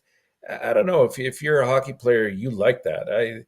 I always I know it can be a bit intrusive sometimes, being recognized on the streets. It's nice to be able to walk out and nobody knows who you are, but given a choice, I always feel like they would like that notoriety and the fact that they're interacting with fan base that understands the game and accepts them as part of their culture and who they are, and and more importantly, you're seeing a team that's moving in the right direction. So why, especially if you're younger, why wouldn't you want to be a part of that movement? So, Coach, before we move on past this weekly recap, I don't know if we've really talked about it much this season, but this is something that, like, we're talking. I mentioned that. Okay, so the penalty kill is something that has been an ongoing problem so far this year. But really, guys, the second period for Montreal and this whole thing with the long change. I watch a lot of hockey, right? Like, I've watched at least every other team in the NHL at least 3 times this year. There's some teams I Yeah, watch more than others, but I've seen at least every other NHL team play at least 3 times this year. And guys, let me tell you, it's not normal. It's very unusual what Montreal goes through in the second period. The amount of time that we spend trapped in their own zone in these second periods of the long change, it's been going on not just this year, guys, but this is since last year. And I think it's really something that they need to work on. It's something they need to address. Like, I don't hear a lot of people in the media. I don't hear a lot of the fans talking about it. Like, every game, you hear Pierre Wood mention it on the broadcast, and everybody's aware of it. You can see the stats. But what is it about? What is it systemically that's causing these issues for Montreal? Like, obviously, the obvious one is that, okay, they're getting trapped in their zone. Players are on the ice for that long. But why can't the coach, like, maybe, like, what is it technically that makes Montreal stuck in their zone for so much? It's really becoming a problem. If you're asking me the first, I would say that it's I'm the looking puck for possession. answers, coach. I'm looking for answers. Yeah, for me, it's because the puck position. So if you don't have the puck, but it will be in your zone for you, you'll be on the zone. That would be the first thing. So they have to be sure you when you mold, you battle, right? And that would be my number one. My number two, I would say to you, it's a time management. Or when I said time management, is about wait a minute. If I'm at 30 seconds on the ice, this is a red flag, right? So it's a flag always pop up on my head. So when you cross the red line, down the puck more. That would be my second thing. I will request my players to realize, play your mind of your time management. Be aware where you're at, how many seconds you be on the ice, and is it a time to change things. So at my second period, I will make some kind of, and you maybe laugh at me, but I will make some kind of analytic from Christian Boucher. I will say, I ask, every shift at the second period, I want to be sure the player cannot play over 40 seconds, 45 seconds. Every time we are cross the red line, we're out of the offensive or the defensive side, we down the puck and we go to the bench. That would be interesting to see the result of that one. The third layer we said to you is play the puck better where on defensive zone, where recover the puck and try to get the puck back to the goalie, or the goalie and make a quicker whistle to be sure you have a new change on the from the bench for capitalize for the second line. That will be the three at front area. I will be sure I will try to improve as a team during second period. If not, and nothing too much about this. It's like sometimes we see a player guys go all the way behind the net. Whatever you see is two teammates out, and then you try to go behind for the defenseman. Not going to change anything. Just go back So straight on the bench and go back over there. But it they're will be losing. interesting to see the average Marko of the shift during second period, and how many times they have a possibility or an opportunity to down the puck at the red line after 30 seconds, and they decide to consist to stay in the line. But so this is the key, coach. So this is interesting. So I haven't done a full analysis or breakdown here, right? But from what I've noticed, the thing that happens a lot is, so let's say they've been stuck, so they've been stuck in their zone for 30, 40 seconds.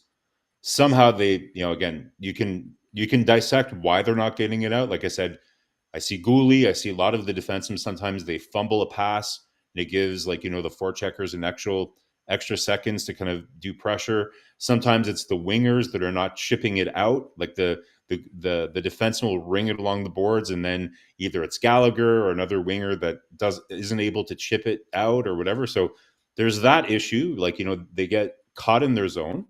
Finally, when they do get out of the zone, the forward is able to, like, I don't see a lot of forwards say, okay, I've been stuck in the zone for 40 seconds, I'm going to go on the rush.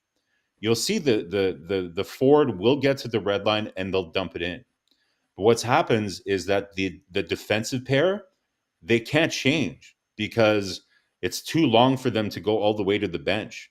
So the forwards are able to get off, but the forwards will dump it into the zone, and then the D pair is still stuck out there.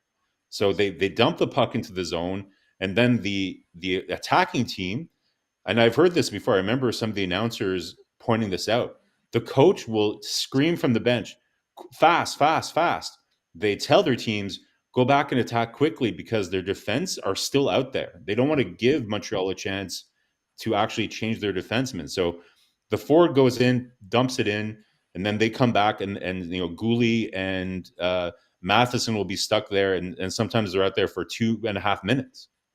So, but again, it seems, and I've watched all the other teams. It happens sometimes, but this is it's a toxic thing, and it's a routine thing that happens to Montreal. I've never seen it with the other teams happen this often.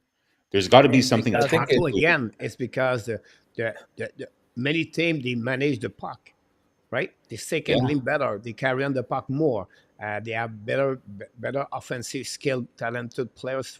And you look about Edmonton, example, right? They have a player like Tresarol. They have a Kucherov.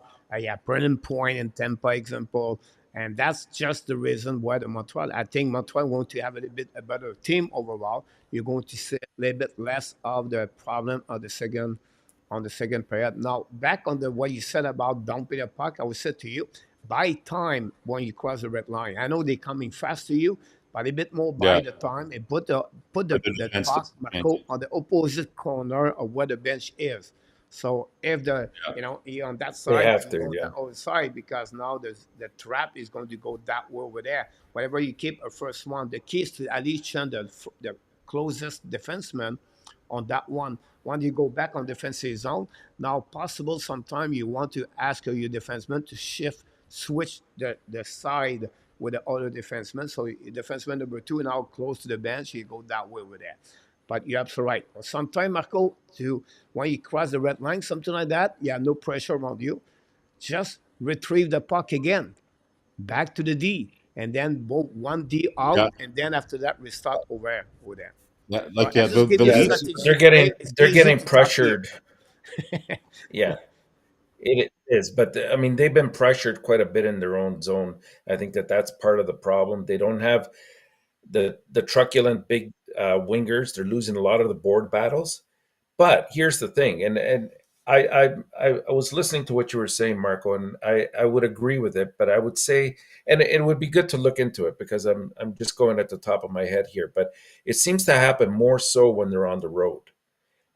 They It's, come into the game and it's all the they second periods. It's whether it's uh, at home or it's almost all the second periods. I don't think it has no, anything to do on the. sometimes it's in the third. I find that sometimes it's in the third. They have a 3-2 lead, and they're unable to maintain it because of mistakes that they're making. And the thing is, they come in with the proper mindset and the proper game plan, and they usually execute a very good first period. And then they, for whatever reason, they seem to sit back in the second period, and I don't buy. that's where the mistake is being made because the other team is putting on pressure. At that point, they have to push the issue a little bit more. So they're putting the pucks in deep and attacking the defense. They're putting the pucks deep and attacking the defense, and the defense doesn't have that outlet to make those proper passes too. They're not skating as well as they were in the first period, and then in the third, there's usually that urgency, and they step it up a bit. But I don't I think think it's something that is necessarily no. overly It's like concerning about. I don't know. so I I don't see it as much. really okay. Well, I get what you're No, I saying. Like see. there's I visually. Sorry, I visually see it. Yes, I don't think it's something that we should be overly concerned about at this stage. I think it's really. part and parcel with what they're going through right now. It's correctable, is what we're trying to get at here.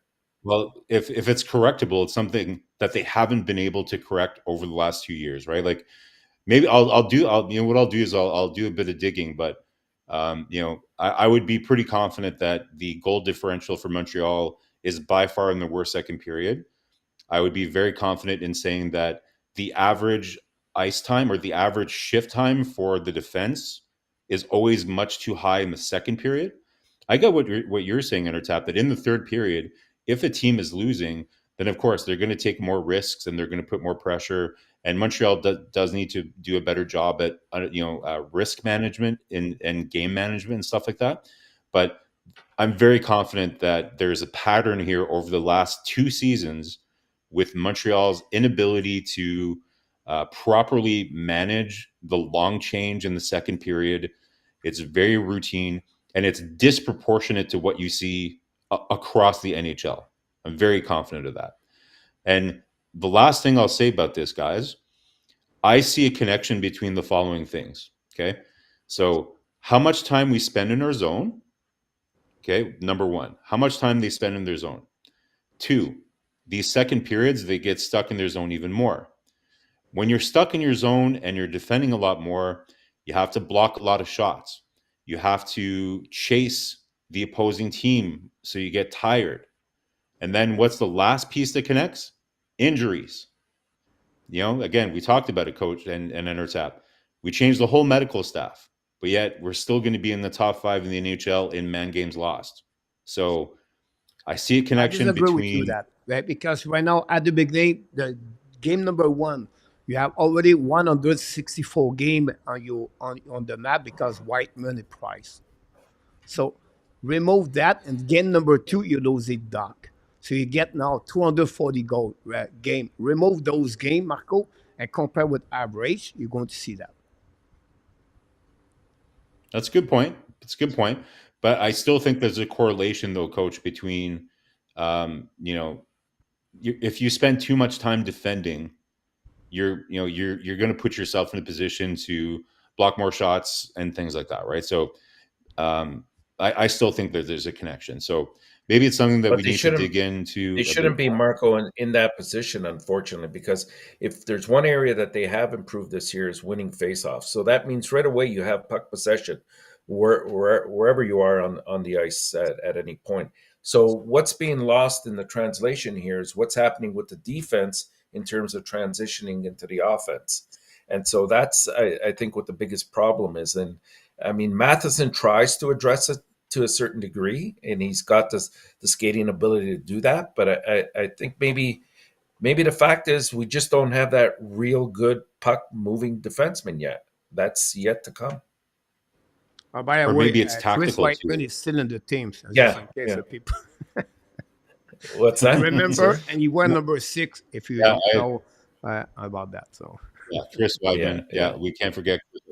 He's in an Uber right now, saying negative things about Martin Saint Louis, probably, but that's a all whole right. other So we story. get a lot of great. It was a great question, Marco. That gave us a lot of comments in the chat, everything like that, for sure. But yes, it's a one problem. I think the easy way, if you have a coach, you know what? If we have the puck, we have no problem on the second period with the third period or first period. But obviously, they don't have the puck about that. I think Marco said to you, Ramsey does a good job for the Montreal Canadiens as a new staff mid-school. They are he worked very well with the players. I think Alex Newhook, he was really pleased and he was really happy the way Ramsey bring him the, talk to him about the genesis of the injury, the how many days it would take, and what you need to do, and the support of Ramsey. And that's the reason why they consider him one of the top best trainer in NHL, 25, 28 years with the New York Rangers. So that's a good thing to Yeah, hear. did you hear, Coach?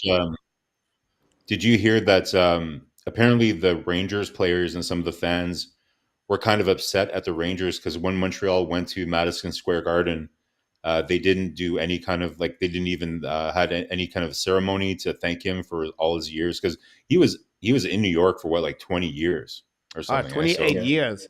And he yeah, was really, he become like, a really play a role important for the organization. You're absolutely right. Sometimes it would be nice to have some kind of tanks and everything like that for that. You don't have to be huge like a hockey player on the ice, but I think very short, mhm. at the scoreboard. Marco is on a timeout. That would be really appreciative about that. Yeah, well said about this for sure. The next thing I want to talk about, guys, we just threw out. We're going to go through that. It's not a big deal. And the others guys score a goal. If you take Montembeau, guys, he got down on the shot over, and we talk about the V. Yeah, we check the goal. Ren McLeod right now just did again. Nedenkovic. I know he's only 6 foot, the goaltender for the Pittsburgh Penguins, but again, down in the corner, Marco, reverse the a little bit space like that. reverse. The puck go right there. Look, he's already down before the puck go. yeah, yeah. Yeah, I that's mean, that's and again a like conversation for another night because it's one that I really want to get into at some point, but But it's something that unfortunately, needs to he's be not like addressed. he's not like I don't know, like a Leonard or a big Skinner 6'6". Yeah, yeah, but still though. Yeah, Yeah. the See, like accuracy of the player, it blew my mind. Like it's absolutely amazing. They're Rand McLeod, coach. guys, is They're what Marco, a third line, maybe a more like a 4 line in initial. yeah, he's a third line. McLeod. 5-0 now. 5-0 Yeah, Edmonton now. Cody Ceci. yeah. Cody when Cody Ceci starts scoring, that's bad if you're Pittsburgh. That's a good sign Yeah. Yeah, for absolutely about Edmonton. that. Anyhow, Future Montreal Canadian Cody Ceci. no, Ooh, no, no, no, no, no, no, no, no, no. no, no, no, no, no, no, no, no, no, no, no. Please. Or better to play with Matches Norlander. Anyhow, Montreal Canadiens at news, guys. A couple of people ask about injury update. Struggle is day to day yet for the Montreal Canadiens, and RHP back skating with the Montreal Canadiens. I don't have no time frame for RHP, but it would be maybe another week for him to be around, and it would be interesting. Would be the case about that. So they open the door for you guys. 1 minute for each. What do you do if when you call back? And yeah, no change during the trade deadline, right? The roster stay the same, 23 years old, 23 players. What do you do now with Joshua? Which player is going to be down because RHP back in the lineup? Well, coach, like so you can't send Jack back down. There's no question. We'll talk about that. Like you had him on the thumbnail of this for this show, so that shows how well Jack has been playing, right? So you're not sending Jack down. I don't think they're sending Harris down. To me, the move here, I think I've teased this idea before. Personally, my evaluation of Ylonen is done. I think I've seen everything I need to see. Um, you know, is he going to be an NHL player? He might. He might be like a serviceable NHL player, but I don't think he's going to be somebody that's really going to be part of the solution here in Montreal. So for me, I'd be perfectly fine moving Ylonen. It doesn't need to be for a lot. Like I think I suggested a couple weeks ago, maybe you move him for a really, really strong AHL player that can come in and help Laval right now, because you don't need a roster player. You don't need more. You don't need a third round pick or something like that if you're Montreal. So go get like a really, really strong AHL player that can kind of help Laval down the stretch and maybe get them into the playoffs. But for me, I've seen all I need to see for Ylonen, and that's the guy that I would be moving to make room for RHP. Well said. Yeah, Enortap. I wouldn't disagree with that. I mean, he'd be my first option. The other thing is we're also trying to evaluate some of the younger prospects, and I think we've also seen enough of Roy to know that he is definitely part of your, if not your top six, he's definitely going to be in your top nine, at least right now. But I think he's at the level that he could be in your top six. So at this point, I mean, if you had to bring down another forward once it's after Ylonen, I would probably say Roy, just to help out Laval, knowing that we've seen enough in terms of his evaluation. But it'll be interesting to see what they do. Like right now, they've got Kovacevic that's not drawing as much time as he could be. Will he be traded? It's a definite possibility. Here we go. We're almost at the end of the show. Let's talk about the subject of the night. Oh, there's a topic? The kids own the Habs. And a little bit refer at what happened in the last couple of games for the Montreal Canadiens. And I picked, the by number. Coach liked the number. So what I did, I gave you some number here. And the kid owned the Habs. This week, guys, Suzuki at 4 points. New Hook, 3 points. 1 goal, 2 assists. Suzuki, 2 and 2. Harris, 1 goal, 1 assist, 2 points. Caulfield, 2 assists this week. Jekai, 2 assists. Sakeski, 1 goal. Roy and Guhly, each one of them have 1 point. This is what the heart of the Montreal Canadiens, Anderson, Harris, but maybe 1 or 2 will be out. But this is the reason Montreal Canadiens, for me, at the end of the week, if I'm at the management, so this is looking better. This is what we want. We want everything developed. I don't have the graphic of Enortap he sent to me about Jekai. All the number of Jekai since gone back for Laval are higher number. So Jekai increasing his game. New York is a little bit better for the last week. And I think for me, this is what the kid on the Montreal Canadiens. Anderson scored a goal. Pearson scored a goal. But this is not what we're looking for. We want a young player perform. And overall, I could put Primo there and Montembeault with that stat also. Montembeault 9.19, I believe. Last game, the game before that, 947 against Arizona. And then Montembeault is only .900, but 5 shot stop save on the shootout against the Tampa Bay Lightning. But this is what I'm really excited to see that. Is it every week? No. But this is the kind of player we're looking for in the future with Montreal Canadiens. All of them, maybe Harris out, are going to play a specific role in the future for Montreal. So this was the subject of the night. I know that would be maybe get some kind of conversation in the chat. And of course, Enortap and Marko. Enortap, maybe open up with that about the kid on the Montreal Canadiens. Well, that's exactly what we want to see is the fact that they're improving and that they're developing properly. I mean, that's been the whole objective, the entire rebuild stage. The last thing you want to see is players that are in huge slumps over prolonged periods of time. I'm reading some people are saying, what the heck's wrong with Caulfield? I would venture to say that nothing's wrong with Caulfield. Yes, he isn't scoring at the rate that we probably thought he would, but he's developed in other areas of his game. Now, you could say, well, if you're going to have a sniper, then you're paying him to score goals. Well, I think both Marko and I have agreed on this, that you'd sacrifice, let's say, 10 goals per season if that means he's going to prevent 15 goals going the other way, because he's at the spot, he's back checking and doing whatever he has to do to make himself a better hockey player. And on the other side, you can make the argument, well, okay, he's signed for 8 years now, so it's all said and done. But usually, what a player that scores a lot of goals will determine what kind of contract you get down the road. But in this case, it doesn't apply. These are all young kids. The only guy I have some concern with is Newhook, but I'm willing to give him a mulligan because I think he's really playing out of position. I don't think he should be at center. He should be a winger and probably on the third line. So new member. So I would say hang on to that. Let's see where it goes. But I think Suzuki, Slafkovsky, Guhly, Jacky, like they've all come a long way, and it's what you want to see in a rebuilding stage.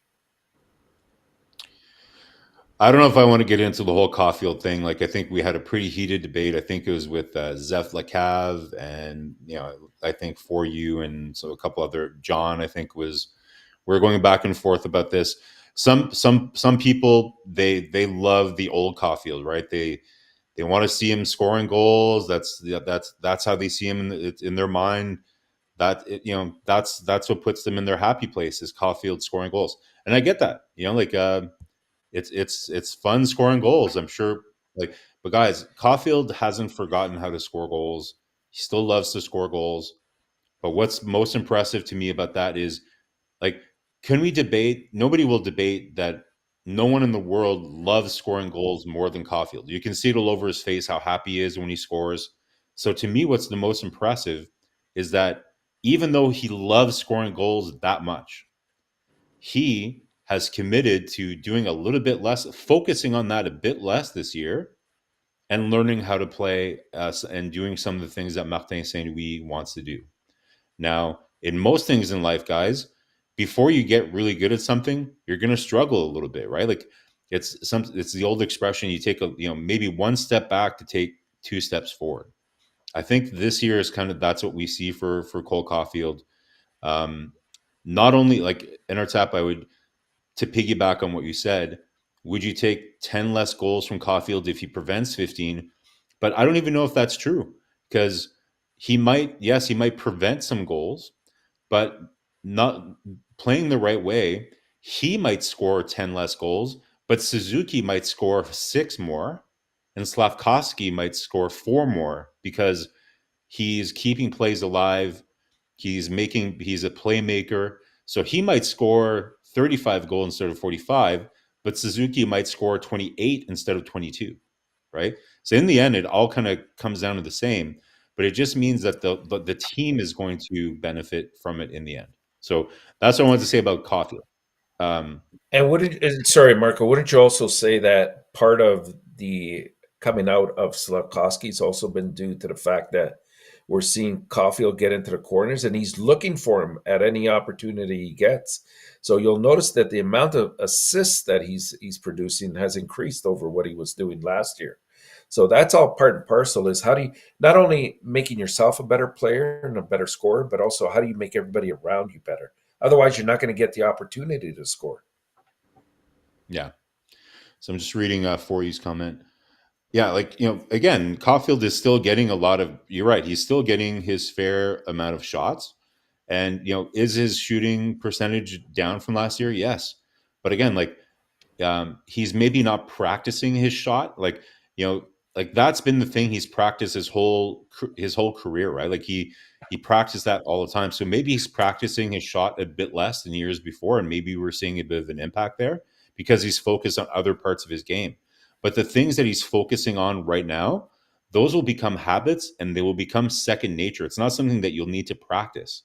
So once he understands to play the game the way that Saint-Louis wants him to play, then he'll be able to kind of refocus on practicing his shot more and everything else. So I'm not worried about Some people feel like, there's this theory that, his shoulder surgery changed the mechanics of his shot, or I don't believe any of that.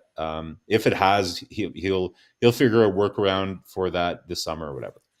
But overall, on this topic here of the kids are all right kind of headline that coach wanted to focus on, it reminds me of something that Hughes said, I think, in his press conference a couple months ago, where I think some of the press were asking him, when do you know it's going to be the right time to either move some of the veterans on the team, and when you know it's going to be time to get like a free agent and everything else. And one of the things he said was, what we're looking for is when is the young core going to be ready to take on more of a leadership role within the team. That's something that Hughes has said to us before, right? To me, what this says here is, and again, let's not forget Suzuki, Caulfield, and somebody mentioned Newhook have all been to a Stanley Cup final, right? So there's some experience there already on the team. So what you're seeing here is, you mentioned Guhly coach was part of your headline. You're seeing Jack take on being a lot more disciplined and everything else. So you're seeing some signs of maturity coming from your young core and starting to take responsibility from these games, right? It's not Gallagher. It's not Josh Anderson that is like, kind of taking control of a game at key points.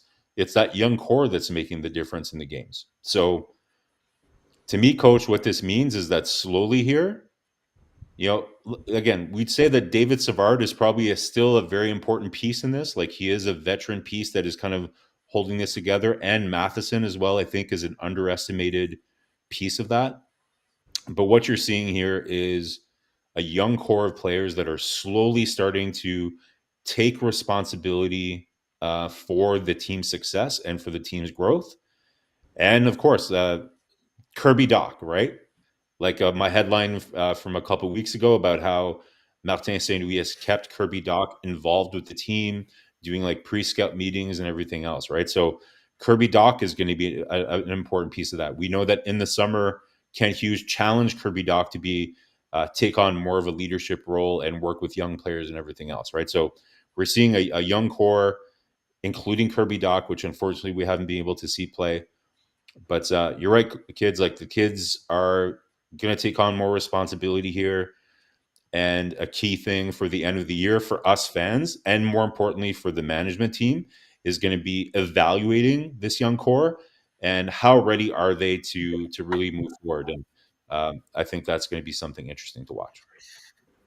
Great point. I want to add something in that. No, that's good.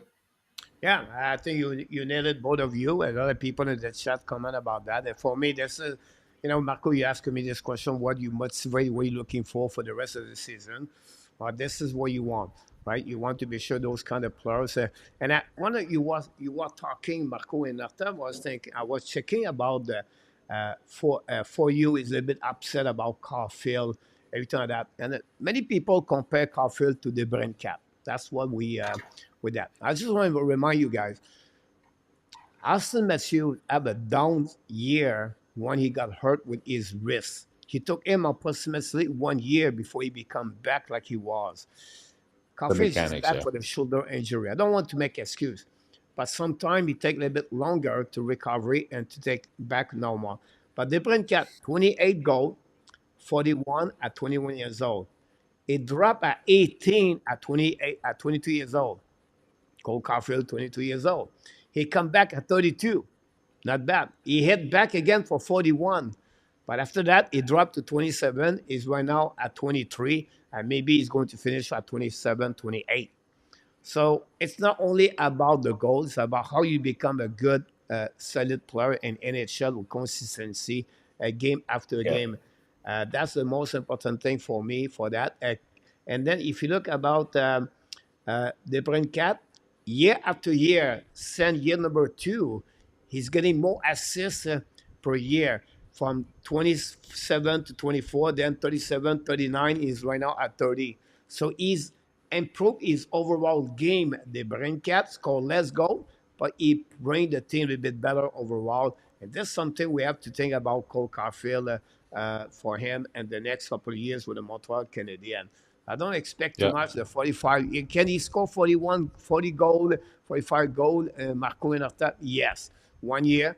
But consistency, it's hard, guys, to score like that year after year. At least you're an exception and elite players like Pastnak or Rantanen or and I think it's not a type of player is Cole Caulfield. Where the player when they are smaller, Marco, it's not easy to score goal like this on the regular basic year after years. And coach, like, a lot of people are like, well, we need more goal scorers. Like we're going to need, like, well, that's why we keep saying Montreal is at least one elite top six forward away from really completing what they're building here, right? Like a coach, you were talking about this last night. Like we were talking about it in the chat, right? Like if you look at Montreal's top nine for next year, you know, um, if you go and sign a free agent for next year and you add, maybe like a 25, 30 goal scorer for next year, again, it's when you're signing a UFA, it's very dangerous, right? You don't want to sign like a 30-year-old guy to a 5-year deal or something. That's not what we're suggesting. If you can find somebody just for next year that's just going to get you through in the next year or two here, or if you can, draft someone or make that really big deal for a top six forward, um, in the draft next year by either moving around some of these assets. Don't put all the pressure on Caulfield to be the only goal scorer in the top six for Montreal. Like again, like if you have like four 25 goal scorers in your top six, I Yeah, think it you're going to be okay. takes I think you're going Yeah, to it be takes the okay. onus of double teaming a player off the ground because you remember Caulfield was scoring at a great pace, especially on the power play, and Yeah. teams they're not stupid. They adjust to that and they take away every piece of opportunity that's presented to them. So you have to Yeah. have other people that are going to be threats in order for him to sort of build up his own acumen. Yeah, so I say Luke's comment is the perfect representation of what I see out there. And so I'm not just, trying to pick on Luke here, but this is what you see a lot, right? Caulfield was drafted to score goals, not to be a two-way player. I totally disagree with this. So yes, you have a skill that gets you to the NHL, and Caulfield's major skill was to score goals. But to stay in the NHL, you have to learn how to play hockey. And especially if you want to be a successful hockey player that's going to play on a winning team. So most players, unless you're like an exceptional player, like like an elite like exceptional player, you have multiple things that gets you into the NHL. But if you're going to stay in the NHL and play on a winning team, you can't just be a one trick pony. Yes, Caulfield's main skill getting him into the NHL was his shot, right? But similar to what we're hearing about Yzerman in this year's draft, you can't be a successful hockey player just with a shot. Like scoring goals in the NHL You can't is way more. you can't be It's way more unidimensional. than shooting. Like some good examples, like that's why a lot of people why Yzerman is dropping a little bit in the draft because they're comparing him to players like Wallstrom, in the same year as Kotkaniemi. Amazing shot, but you have to find a way to get yourself in the position and to score in the NHL. Scoring goals is more than just shooting the puck. You have to learn how to read plays, and you have to be in the right place, and you have to be able to fight through one-on-one battles and all kinds. And that's only for scoring. You have to learn how to play on both sides of the puck. So, not picking on Luc, but you hear that a lot, right? So, again, and I know I'm not going to change people's minds because they have it in their mind. We have Caulfield. His job is to score goals. If he's not doing that, I'm not happy. I'm not in my happy place. But guys, that's in my opinion, that's just not how hockey works. Like if you were hired on a job and you were good at one thing, would you want people to think, okay, now that we know you're good at this, that's the only thing we ever want you to do for your entire life. If you try to get better at something else, we're all going to be mad because you're supposed to be good at this one thing. Like guys, we want him to progress and be a good hockey player, not just do one thing. But I know, but what Luke is saying, like that's what he gets paid money for. But that's what the market is for somebody that will score potentially 30, 35 goals. $8 million is not going to be Yeah, that much up world. the other It's thing not. is there's a 50 goal scorer today is hard to find. The NHL has changed quite a bit. We don't get those scores. We used to get about 10 to 15 a year sometimes that would put in 50 goals. It's no longer the case. You're going to get at most a handful. Don't look at Matthews, but even if you do look at Matthews, though, even though he's scoring as he is, he's developed his game.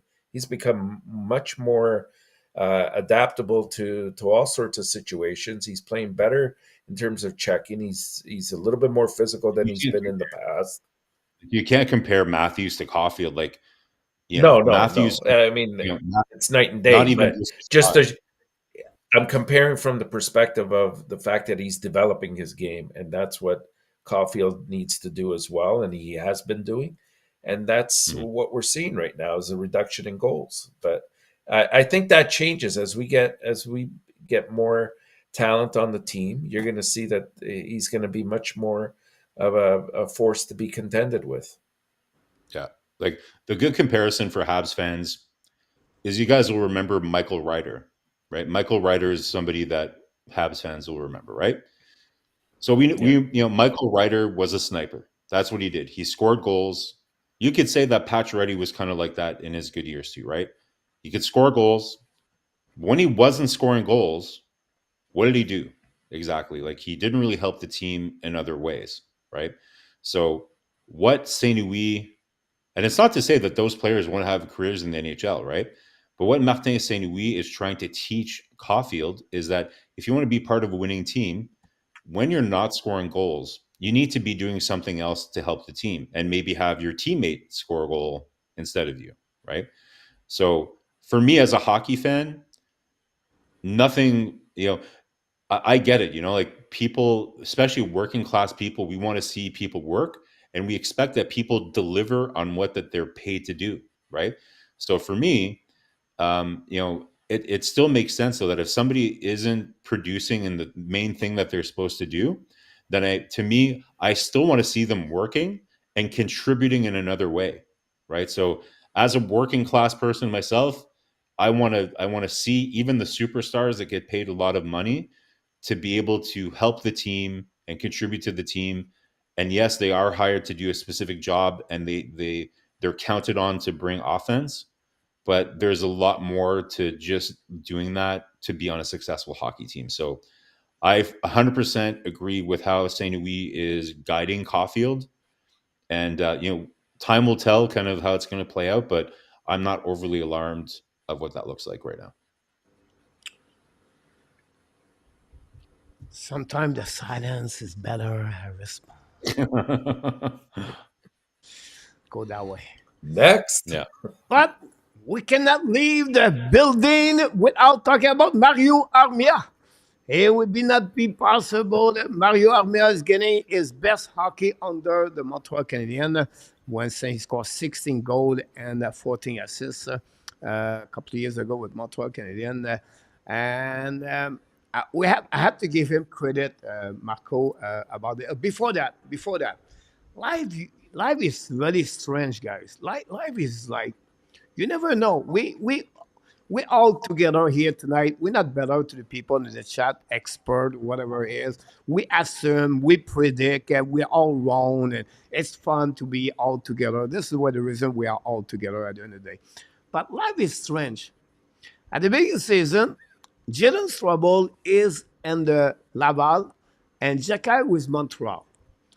Now, Jacky struggled and they sent down Jacky and they called up um, Strobel. And Strobel have an amazing grade so far.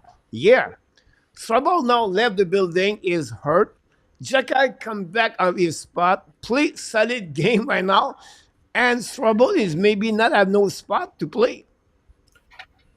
Right? Yeah, This is Yeah. crazy if you think about that. So it's possible right now. Earlier, Marko, he said, and I will start with this because he said what they have to do until the end of the season, they have to save their job.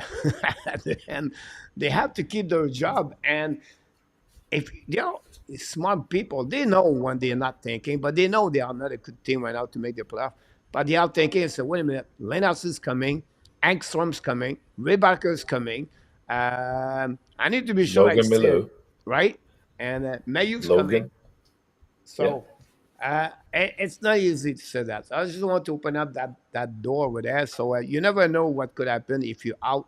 And sometimes that reminds us, guys, and football, it's happened a lot. I don't know. I'm sure in hockey, players said, I'm fine. I'm okay. I can play tonight.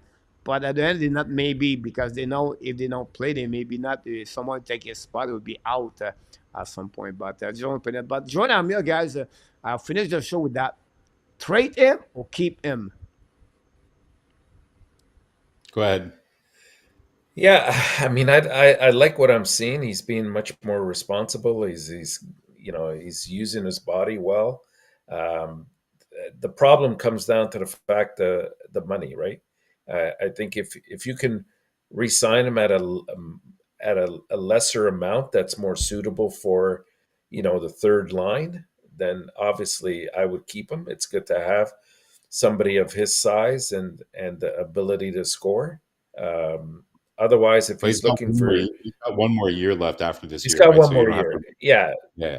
So you're not going to have to make that decision until next year around this time in terms of, do you trade him or not? But I don't know. I'd still keep him for now because I know it takes time to properly develop the young prospects that you do have. And so why not use him as a stop gap until those players are ready to come up rather than forcing them to come up too soon?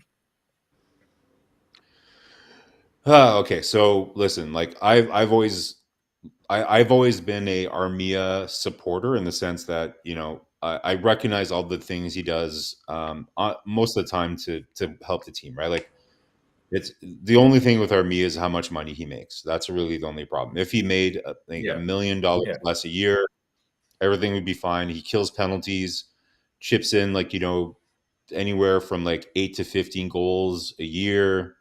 Can is good. He has his good and bad moments, but he's a good fourth line player at the very least, and then can be a decent third line player for you in a team like Montreal has right now. Because of what's going on with Montreal right now, unless the offer is really good, I would probably keep him for this year. But I would be looking to move him maybe this summer because it's not because he's not valuable, but it's because you're not able to move Gallagher or Anderson. I don't think you can have Anderson, Gallagher, and Armia. You know, so if at all, if it was possible, I would much rather move Gallagher or Anderson, but I just don't think that's going to be possible because of their productivity and the contract that they have. So, in light of the fact that you can't move them, I think you have to free up a roster spot for next year um, to hopefully bring in somebody new. Because, guys, that's going to be 3 years in a row where, bottom five in the league, right? So if you can't change up your roster, there's a problem, right? Like, obviously, there's room to change out players here. So I know there's certain spots that are, unfortunately, you can't move with Anderson and Gallagher. But so unless there's a really good offer, I would just hold on to him for now, but then move him this summer. Great point about that. For that, a lot of people keep him. Some people trade him. Enortap. No, I mean, I made my point clear. Yeah, he I was my think a coach. lot of it. I think a lot of it will be contingent on what happens. Number one, at the trade deadline time, if anybody moves in or out, specifically out at this point, that could help determine his fate. And number two, also, it's going to be the draft.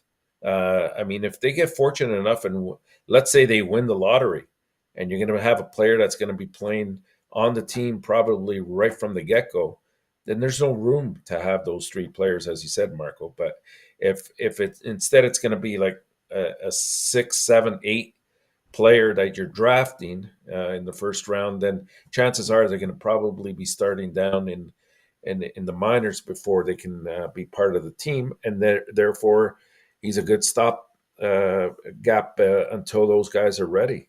But it's all about the money. You That's the need to make bottom a line. It's you need to make a spot for Marchessault for next year, right? So oh yeah, that is not going to happen.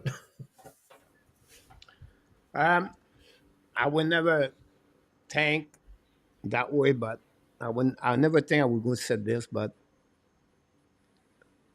who we said we never we don't want to trade Joel Armia 5 months ago. Like everybody was want to trade Joel Armia, now nobody want to trade Joel Armia. It's funny how this could change a couple of weeks, couple of months for players about that for him. The reason I would keep him for me, it does not hurt the Montreal Canadiens salary cap right now. I don't see a big problem with that. How many winger we have at 6'4"? How many players Exactly. protect the puck like him? How many players play defensively like him on special team? And we don't have a lot. If Amir can score 15 goals per year, I'll have no problem to keep him, Jordan Amir, for 1 more year. And then he's over next year anyway. And that would be the year, I believe, because the lineup guys we have here today, this is a lineup we're going to get next year. This is what we're going to be. Another bottom 10 in NHL. I know we're going to get people who be all this, again, me. But I told you this year at the beginning of October, I'm going to tell you right now at the end of the season, we're going to be approximately about the same thing. We're not going to have another team with better players to bring that team at the top. Whatsoever could be that play, guys, is going to have New Hook, Joshua Roy, Josh Anderson, or another player like that. That's all. We're not going to have a great scorer, 40 goals scored in the or a big UFA to come with Montreal this season. We maybe have a new prospect player, but again, Montreal will be another year, Marco, again at the bottom 10 before they really jump the next, because now you're going to eliminate the Allen, the Savard, the Armia, the Devorak, Evans. It will be a little bit more the team at look of the can use in 2 years. Until then, for me, it does not Yeah. hurt to get to keep or not can join Armia. I think we'll have all of our answers at the draft. I have a sneaking suspicion that this year's draft they're going to. I think they should really, like I said before, move some of these assets and try to really load up and get and make a And move they to will. get.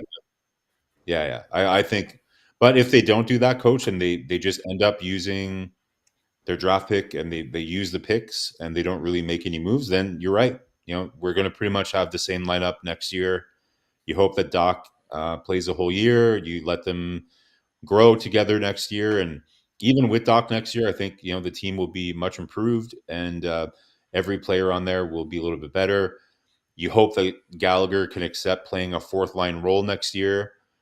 Anderson should be nowhere near your top six next year, right? Like he's banned from the second unit power play. Even like he shouldn't. He should be a bottom six player. That's kind of what I see it as. So, but we'll see. Because if they go the other way and they decide to make a move and try to expedite a little bit here and get that top six player, then in that case, then I think that it's something's got to move, right? Like you need some roster spots to do that. So we'll see. We'll see. Like we know that Ken Hughes does not like to. There's no way that they're buying out Gallagher or Anderson. That's not going to happen. Um, the only viable thing is if they can somehow move them and package some assets with them. But again, we know Hughes doesn't like to give up assets. But I personally feel differently. To me, it would be worth it to package a significant asset to get rid of one of these contracts, because to me, if you're able to free up $9 million, so if you free up Gallagher and Armia this summer somehow, that's like almost $10 million, right? It's a big if. Well, yeah. So, but if you trade, let's say the Winnipeg first pick and another asset, right? Like Harris and Gallagher to get rid of Gallagher. Sorry, you move Harris first round pick plus Gallagher for something. That's yes, it seems like to me it's a lot to give, right? But that's $6.5 million for the next 4 years that you could be spending on another player that is immediately going to make you better. To me, that's worth it. I don't know And if you guys what do you want in return, though, Marco? Because the I don't team is putting on a lot in their cap space in order to nothing. accommodate that, and Well, realistically, only a lower feeding team yeah. will be So able to that's take on those kind of you're contracts. trading it to San Jose. So let's say San Jose, right? So you trade Gallagher, your Winnipeg first pick, and Harris to the San Jose Sharks for a 5th round pick. Whatever. So you're just dumping. You're dumping. Yeah. Yeah. Calgary, we did it with So Montreal. Calgary dropped yeah, since that. exactly. I get it. Mhm. It's a Yeah, but gamble, right? Like Calgary flew down, Marco. They not get better when they did that. They opened up, they gave a contract to Nathan Kadrick, and they signed Max Strom, and they had Huberdeau. And look what happening with that. It's not work. well, that's the risk that you're taking, right? But to me, I would much rather I trust Kent Hughes to make a good We're free not there agent yet. signing. For me, we're not there yet. We're not there yet. We still have one more year. We cannot do anything until 2025. Why Yeah. though? Yeah, Why? too much dead wood. Well, I just gave you a plan on how to get rid of the biggest piece of wood. The biggest piece of wood is Gallagher, right? 6.5. Yeah, So you get rid of that piece of wood.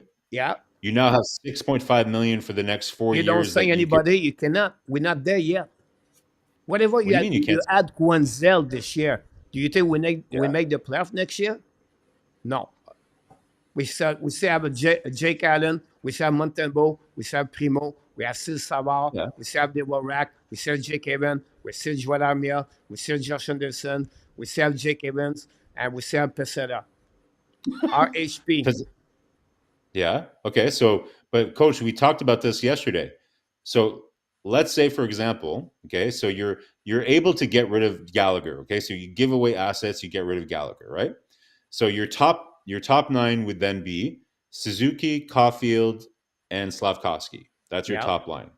Second line, you've got Doc, X, whatever free agent you can get, yeah. right? And And say Nuba. Okay.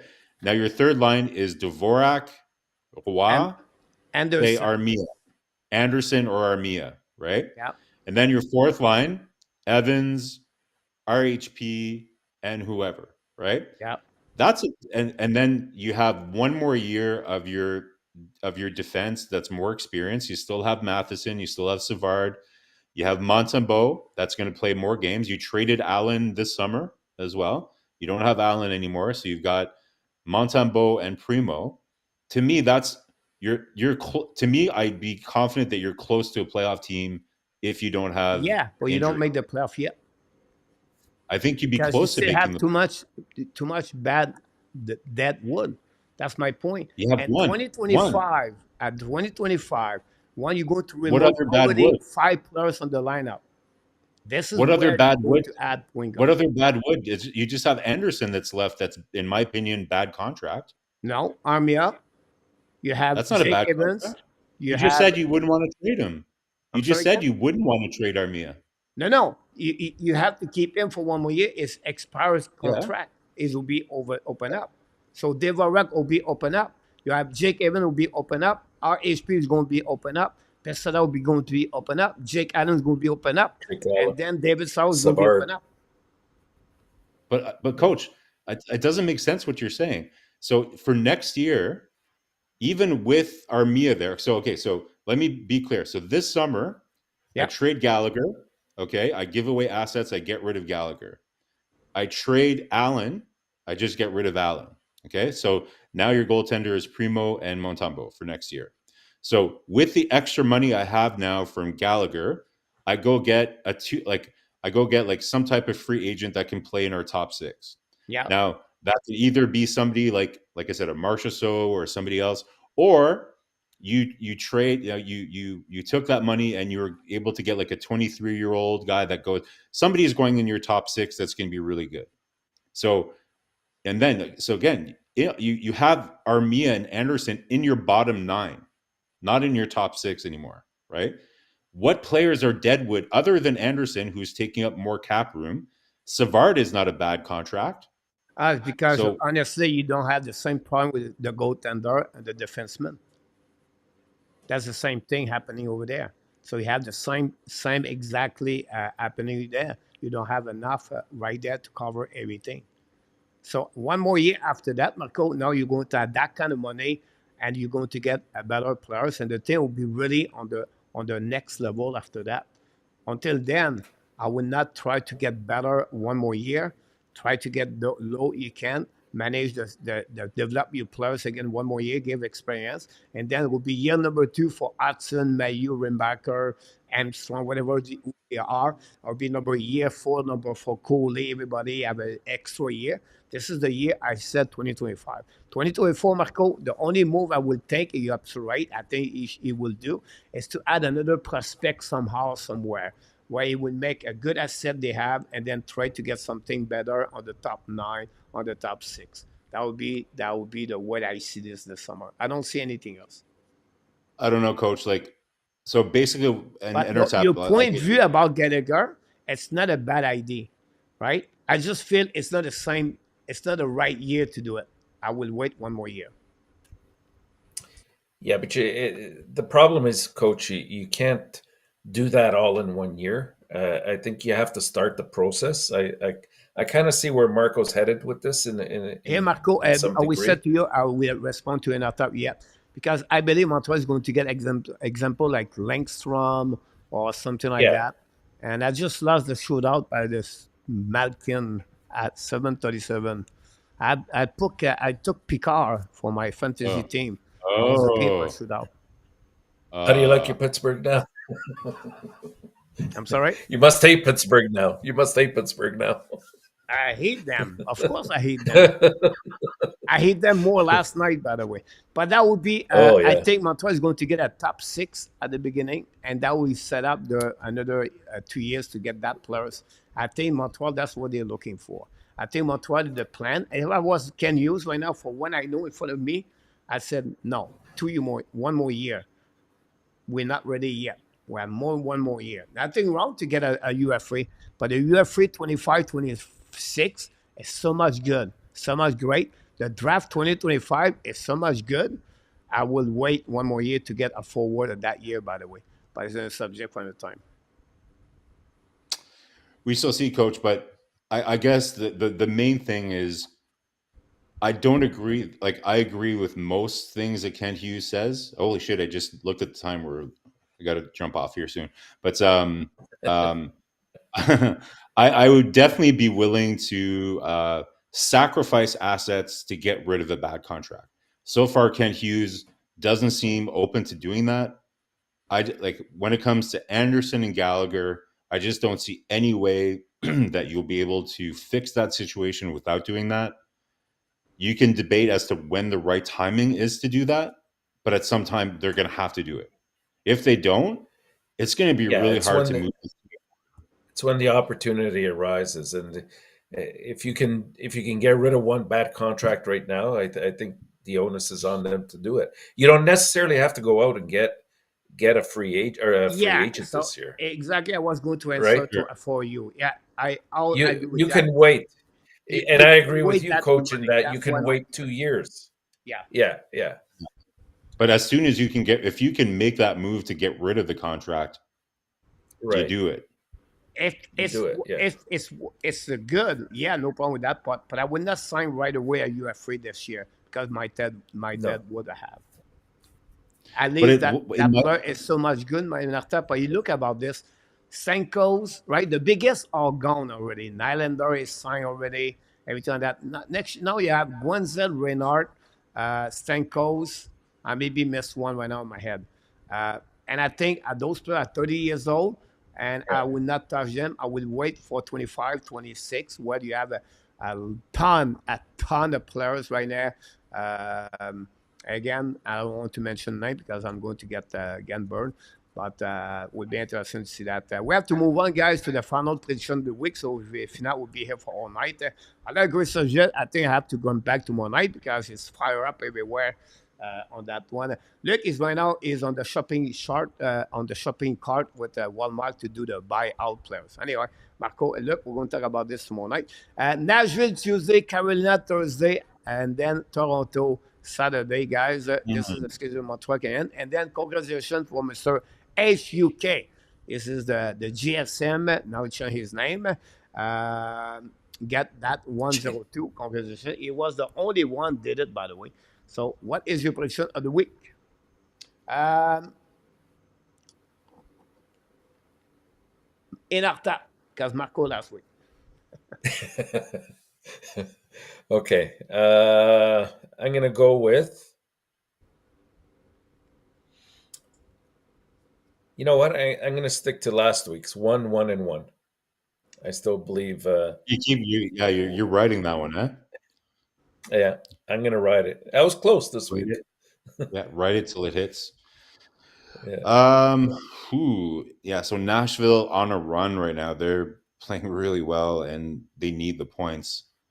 So that's going to be a tough one there. We'll beat the Carolina. Leafs.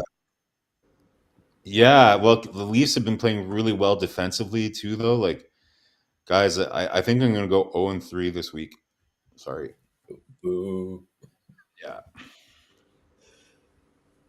What, Marco again? A2. Sorry. 0-3. 0-3.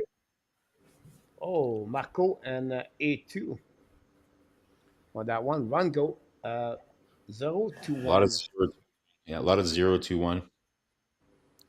They might get a point somewhere, but I don't know. LDP 0-1. Joe Manella. Keep going. Joe Manella and Sebastian 3-0. Abination 0-1-2.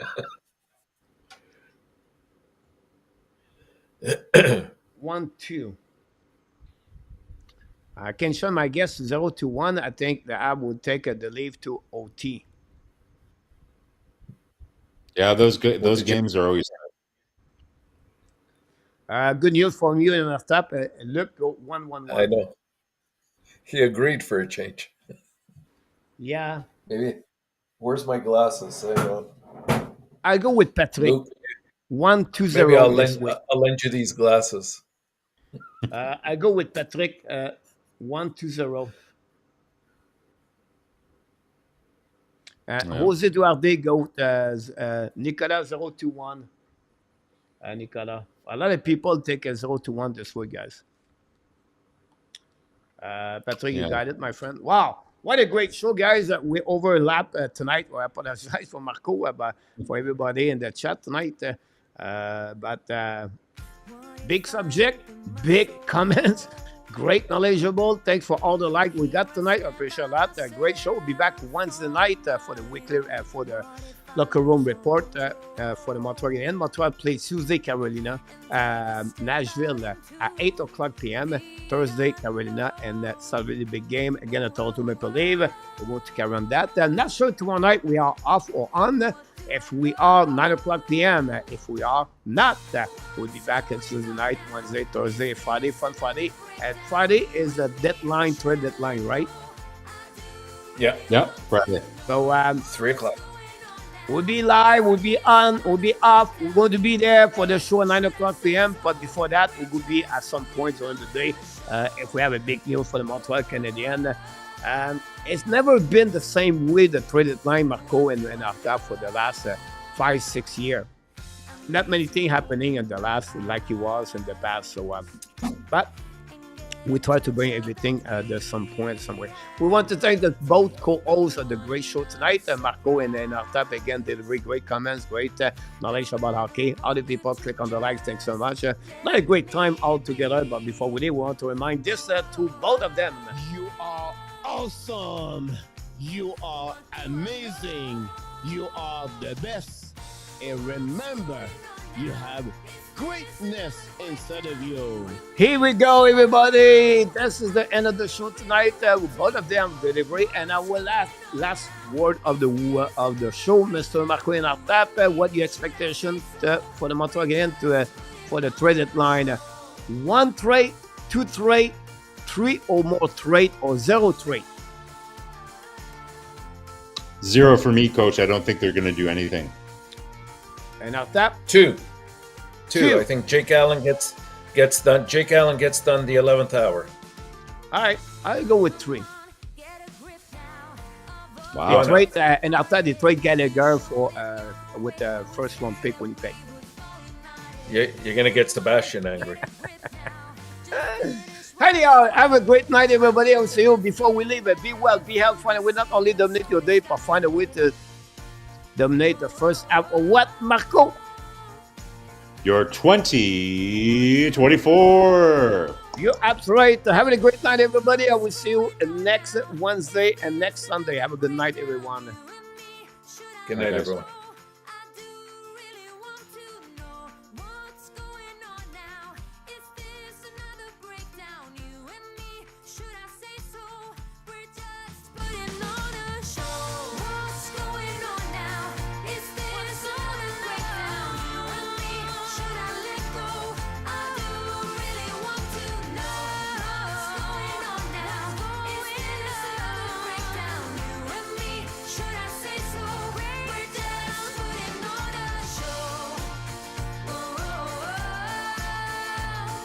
Booyah!